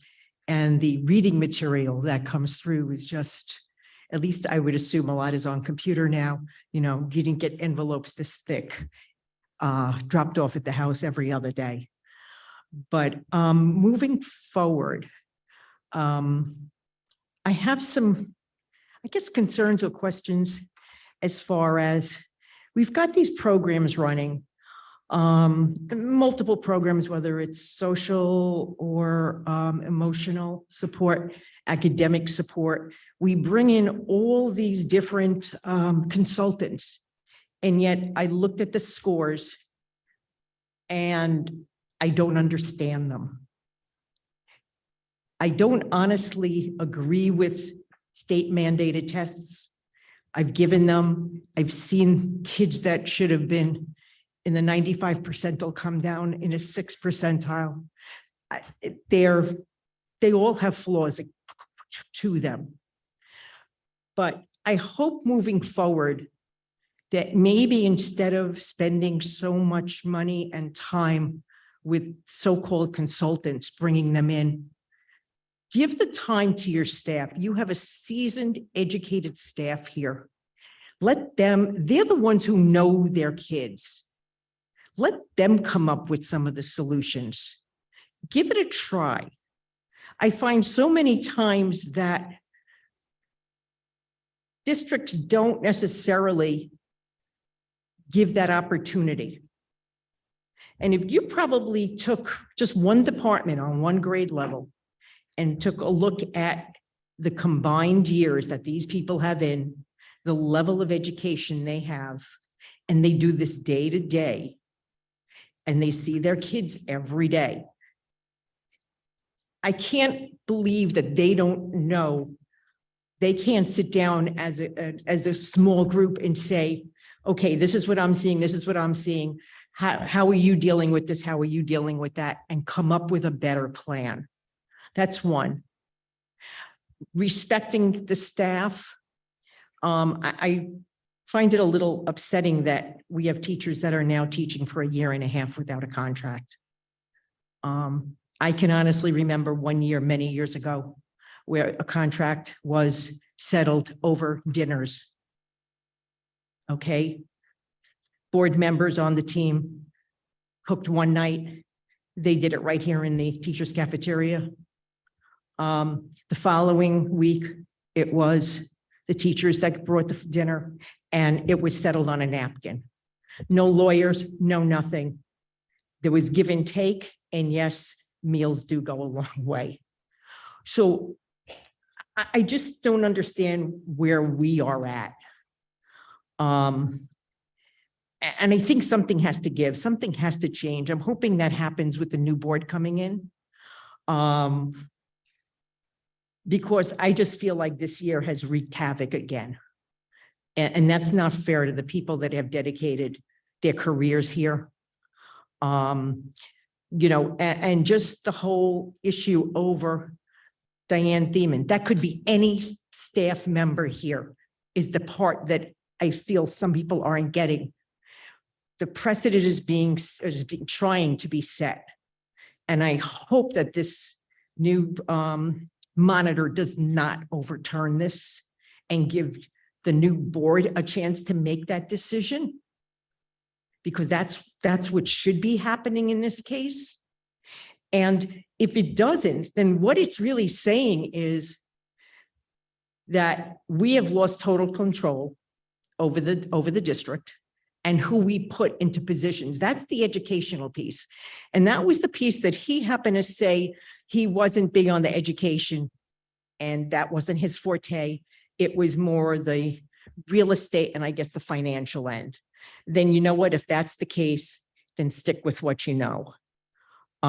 So again, just things to keep in mind, and happy holidays. Can I just say something? I agree. We have a lot of talented staff members here. I felt like during the pandemic, I was getting PD, and I've been, teaching for 22 years. I'm not sure if you heard the subcommittee report, but I really do encourage you to come to our family night. I'm inviting you. You're part of my family. I'll give you one of my kids. At the subcommittee meeting, there was I believe Simone Anilian. Simone Anilian. She is, phenomenal. I believe she's a math coach. I don't want to talk about it, but I was blown away. And then also the principal from Grand School, they have a plan to work closely with our families, and I'm super excited. And also, RPC PAC, we've had our meetings too, and the director, Ms. Gonzalez, Michelle Gonzalez, the director of special services, she has a plan too, to have employees coming to our meetings, and they have in the past, pre-pandemic. So I agree with you. And we have to take baby steps, and these things do not happen overnight. And you are an amazing educator, and I've picked your brain many times as an educator, and I get what you're saying. It's like, why can't we do this? Why can't we do that? And I've learned to be very patient, and it's very challenging for me to be patient because I want action right now, but we are taking baby steps, and we just have to work together as a community. And so much has happened, recently, past couple of days, weeks, and it's been a rough year for everyone. So we just have to work together, just think about, I say, my Michelle, you haven't. It's our children. They are the future, but we have to take baby steps. And I'm confident that we're going to, unite and work together as a district and as a board moving forward. And actually, the families getting involved probably is a good thing, because I happened to check a message I got last night, and it was, I don't know where to even start with this math example. And I looked at it and I just cringed, honestly, because I looked at it and I said, oh, what a waste of time. And you know what? It became a clarity moment for me, because this was a 5th grade thing. And I looked at it and it dawned on me, that's why the 9th grade scores are as low as they are. And that's a whole other conversation one day that we can have. Anyway, thank you. Thank you, Ms. Melo, for your comments. Susan DeSantis. President Fernandez, while Mrs. DeSantis is coming up to the microphone, may I just respond to one point? Yes, ma'am. Sure, thank you. I just wanted to make sure that I think it's important for the public to understand the current status of negotiations with the Teachers Association was basically put on hold as a result of a mutual decision to wait for a decision by an arbitrator on a matter that was important to negotiations. And we waited over a year, almost a year and a half for that decision through no fault of either the board or the association. But that is really what has caused the delay. And as soon as that decision came out a short time ago, we reached out to one another, and we're going to be sitting down sometime in early either January, if we can find a date. So I thought it was just important for the public to understand that the board is very interested in reaching a resolution on the contract with the association. And this was, the delay was caused by no fault of either side. Thank you. Thank you for that, Ms.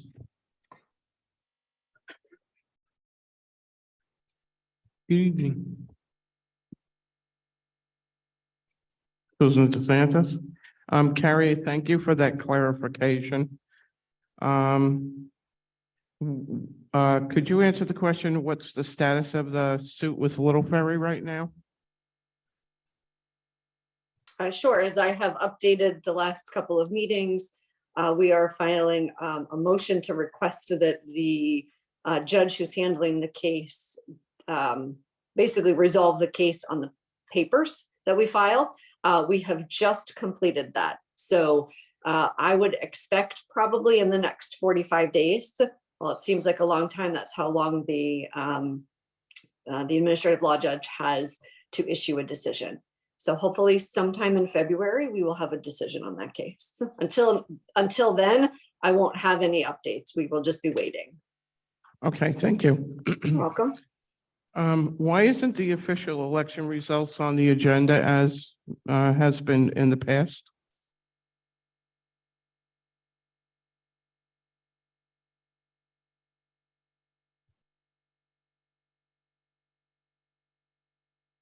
Silence. What is the status of the science lab and culinary rooms? Have they been redone since this was approved 2 years ago?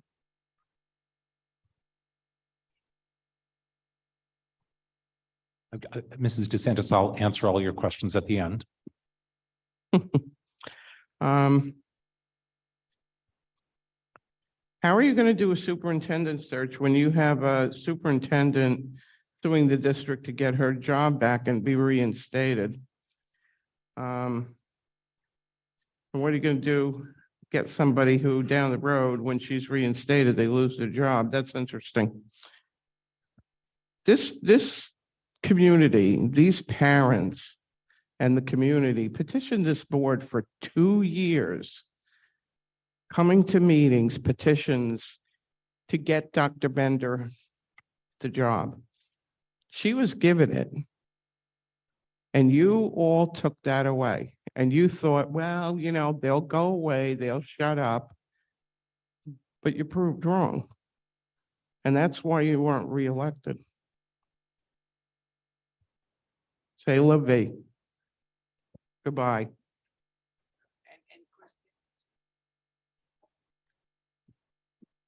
So Mrs. DeSantis, the science and culinary labs are in the planning stage. They're projected to be completed by the end of next summer. That is the plan at this time.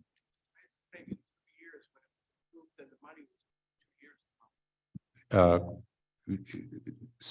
as I said, I said on another board, I talked to many other superintendents because of the global supply chain, because of the pandemic, because of things that took time, because of labor, because of cost overruns.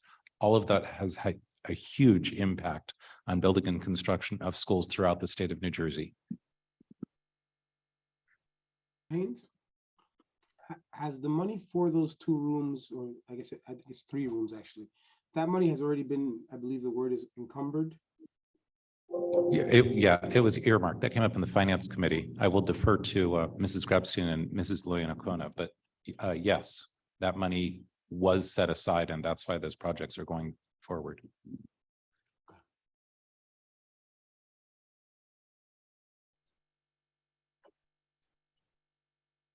Ed DeSantis.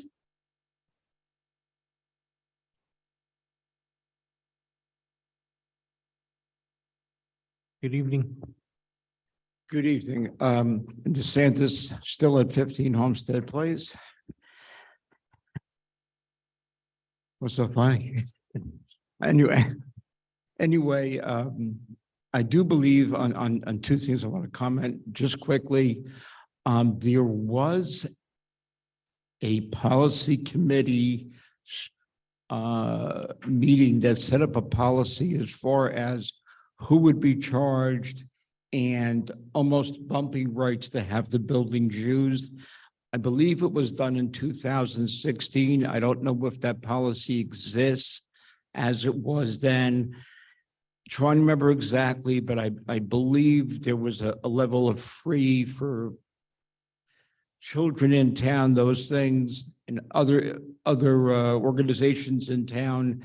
And then which might have included Blue Goat and Little Ferry too, I don't remember. And then anybody outside of that. I don't know if it's still in existence. And I think it was around 2016, if the policy committee wants to check. The only other thing I want to say is somebody in the report mentioned an RFP for superintendent of schools. You don't need an RFP. You have a superintendent. She's right there. You already have one. Thank you.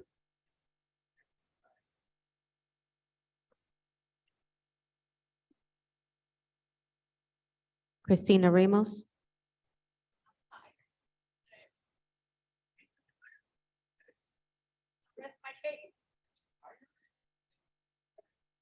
John Rafferty. Good evening.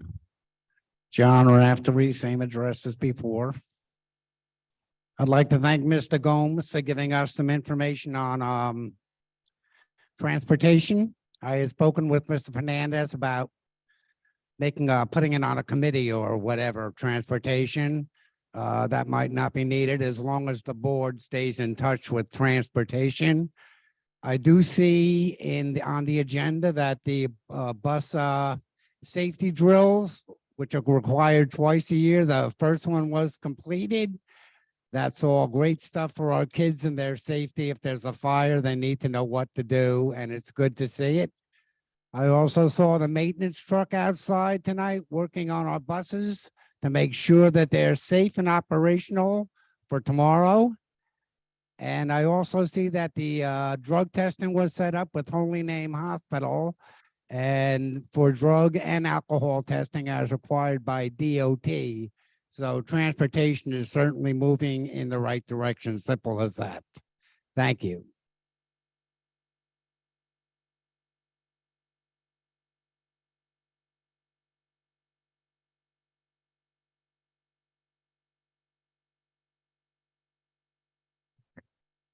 Melissa D. I apologize. I cannot read your last name. Melissa D.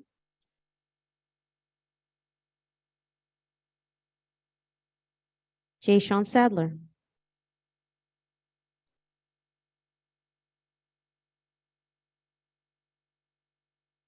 Good evening. Hello, good evening again. I just wanted to, do I have to say my address and everything again? Jay Sean Sadler, 139 Overpeck Avenue. I just wanted to make a plea to the board and incoming board members, if you're listening, as well as I don't know if the state monitor is listening.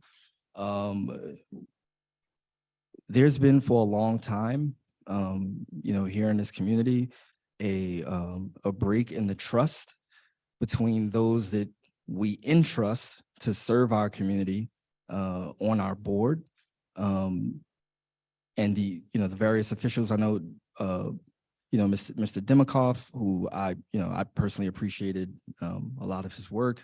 We have a new state monitor now, Mr. Egan. I would love to see some kind of effort towards building back trust or building it up even for a first time. I think that it's really important, and it goes a long way. We will not be able to effectively, do our work as a community for our children, for our school district, if we're unable to collaborate together. And it's not, an innocuous thing. It's something that really matters, that we have trust between one another. I don't believe that anyone in a official position can unilaterally, or any group in an official position can unilaterally affect positive change. It has to come through collaborative effort, through the efforts of the community and officials together. And I feel like we have a crisis of trust here.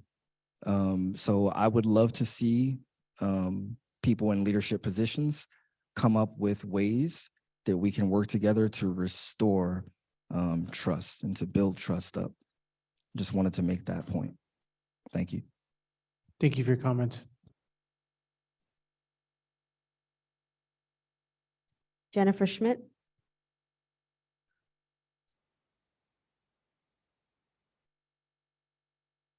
Good evening. Jenny Schmidt, 138 Fifth Street. I just wanted to first say to the 3 board members that are leaving, thank you for your service and your volunteerism.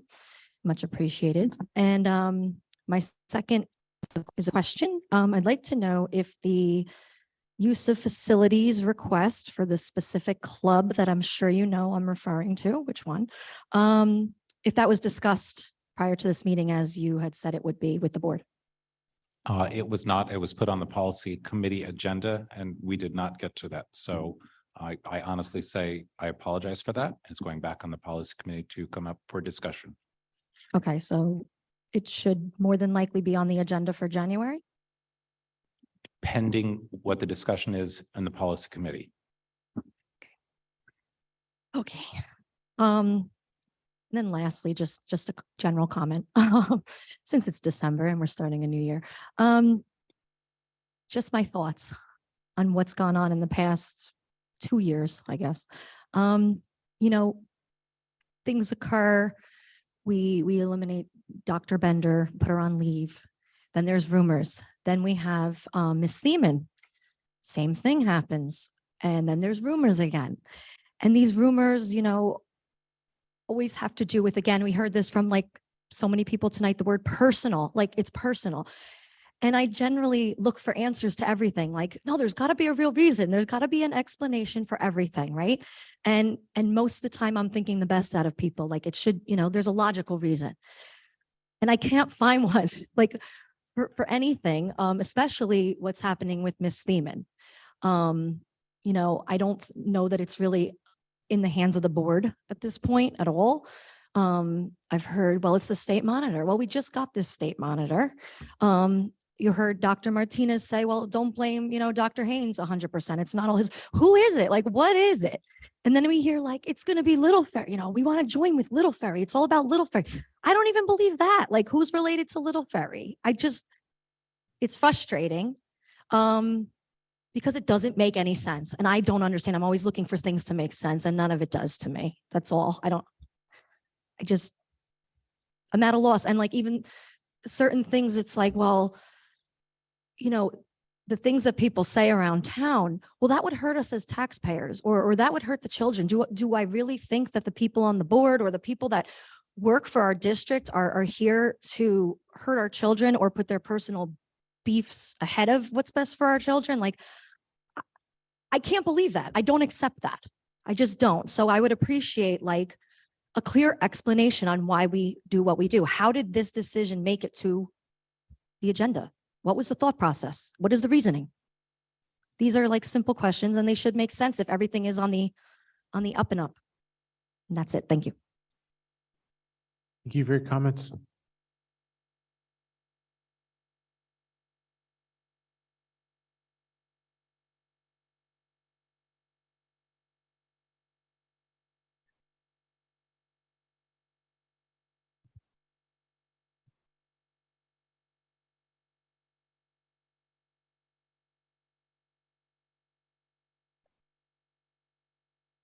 Good evening, Miss.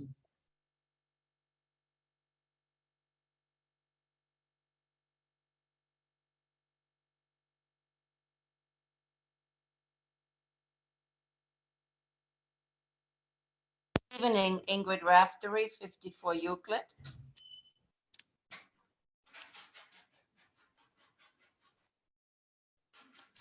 Can you hear me? Yes, ma'am. Okay, thank you. I couldn't. I'm a bit baffled because I've been listening.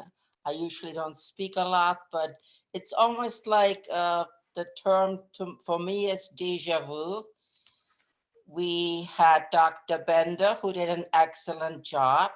Was she perfect? No, but she did an excellent job. And we never found out the reason why she was let go. And now we're spending a lot of money for her to sit at home. And here is Miss Seaman. Same, no reasoning that I hear or that I see. But what concerns me the most is, what about our students in the school system right now? I have a student in 10th grade. She's doing pretty good. She even made the honor roll, but it's still, I'm still concerned because there's a lot of money being spent on lawsuits, money that could be spent on students. I heard now that the cooking class is going to be remodeled, hopefully by the summer. What's fantastic, and definitely the science thing. I'm not blaming anybody. I do understand that there's reasoning why it takes time. But what concerns me the most is we have students who have certain issues. They're being helped. I'm not blaming the teachers, but I would like to see some money spent on extra help. And I'm not talking about the honor students who are doing a fantastic job, but maybe we can have an extension once or twice a week for students who need extra help, maybe reading, math, science. And I think that's where a teacher could come in, get paid extra. And I really think, the school would consider that, because the students that you have now do need help. I really want to thank Dr. Martinez also. I understand he's doing a fantastic job. And I do understand, I'm not quite sure if he said policy about the N-word. I personally feel there's a lot of words that our students shouldn't use, not at home, not in public, and definitely not in school when it comes to bullying. So maybe the policies have to be looked at and what's in the best interest for our students. That's all I have to say. Thank you. Thank you, Miss, for your comments. Mrs. Rafferty, to follow up, the board passed two resolutions tonight, 13.11 and 13.12. And those programs and those teachers will be doing exactly what you asked for. Those are hiring teachers after school with supervision to help with math, English language arts, science skills, one-to-one mentoring. What research says is high dosage tutoring that can really help our kids. Having trusted adults work one-on-one with students. All of those great things this board approved through those two resolutions. Thank you.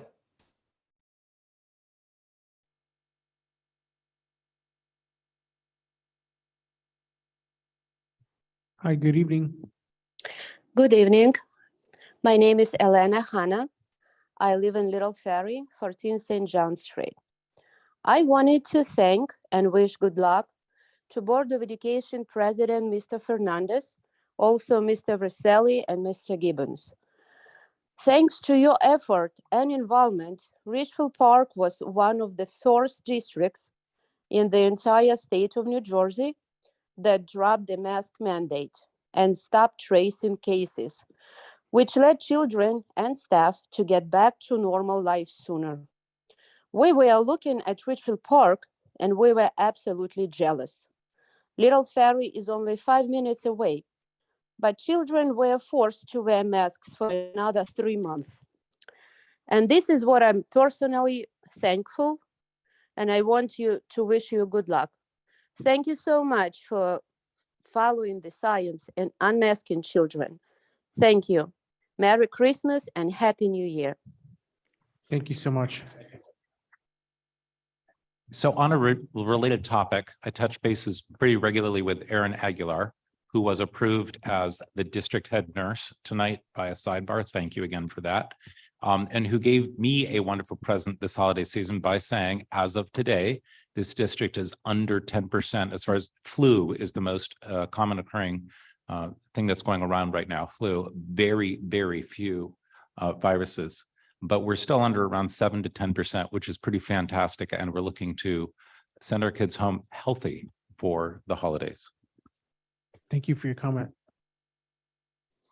Okay, not seeing any more hands or public comment. I'd like to close this session of public comment of off agenda items and moving on to new business with trustee Rodriguez. I so move resolution 1601. Second.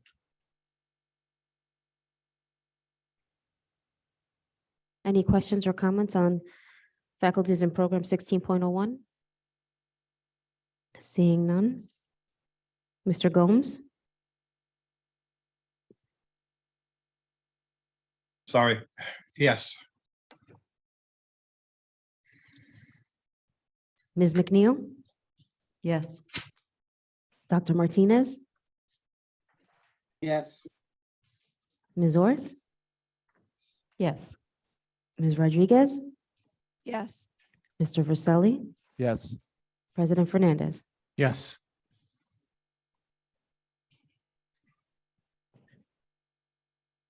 Motion passed. Motion passed. I make a motion to adjourn the meeting. Second. All right. Everyone, on behalf of the Board of Education, just want to wish everybody a Merry Christmas and a Happy Hanukkah. Happy New Year, everyone. Thank you. Same President to you all. Fernandez. You all for your hard work.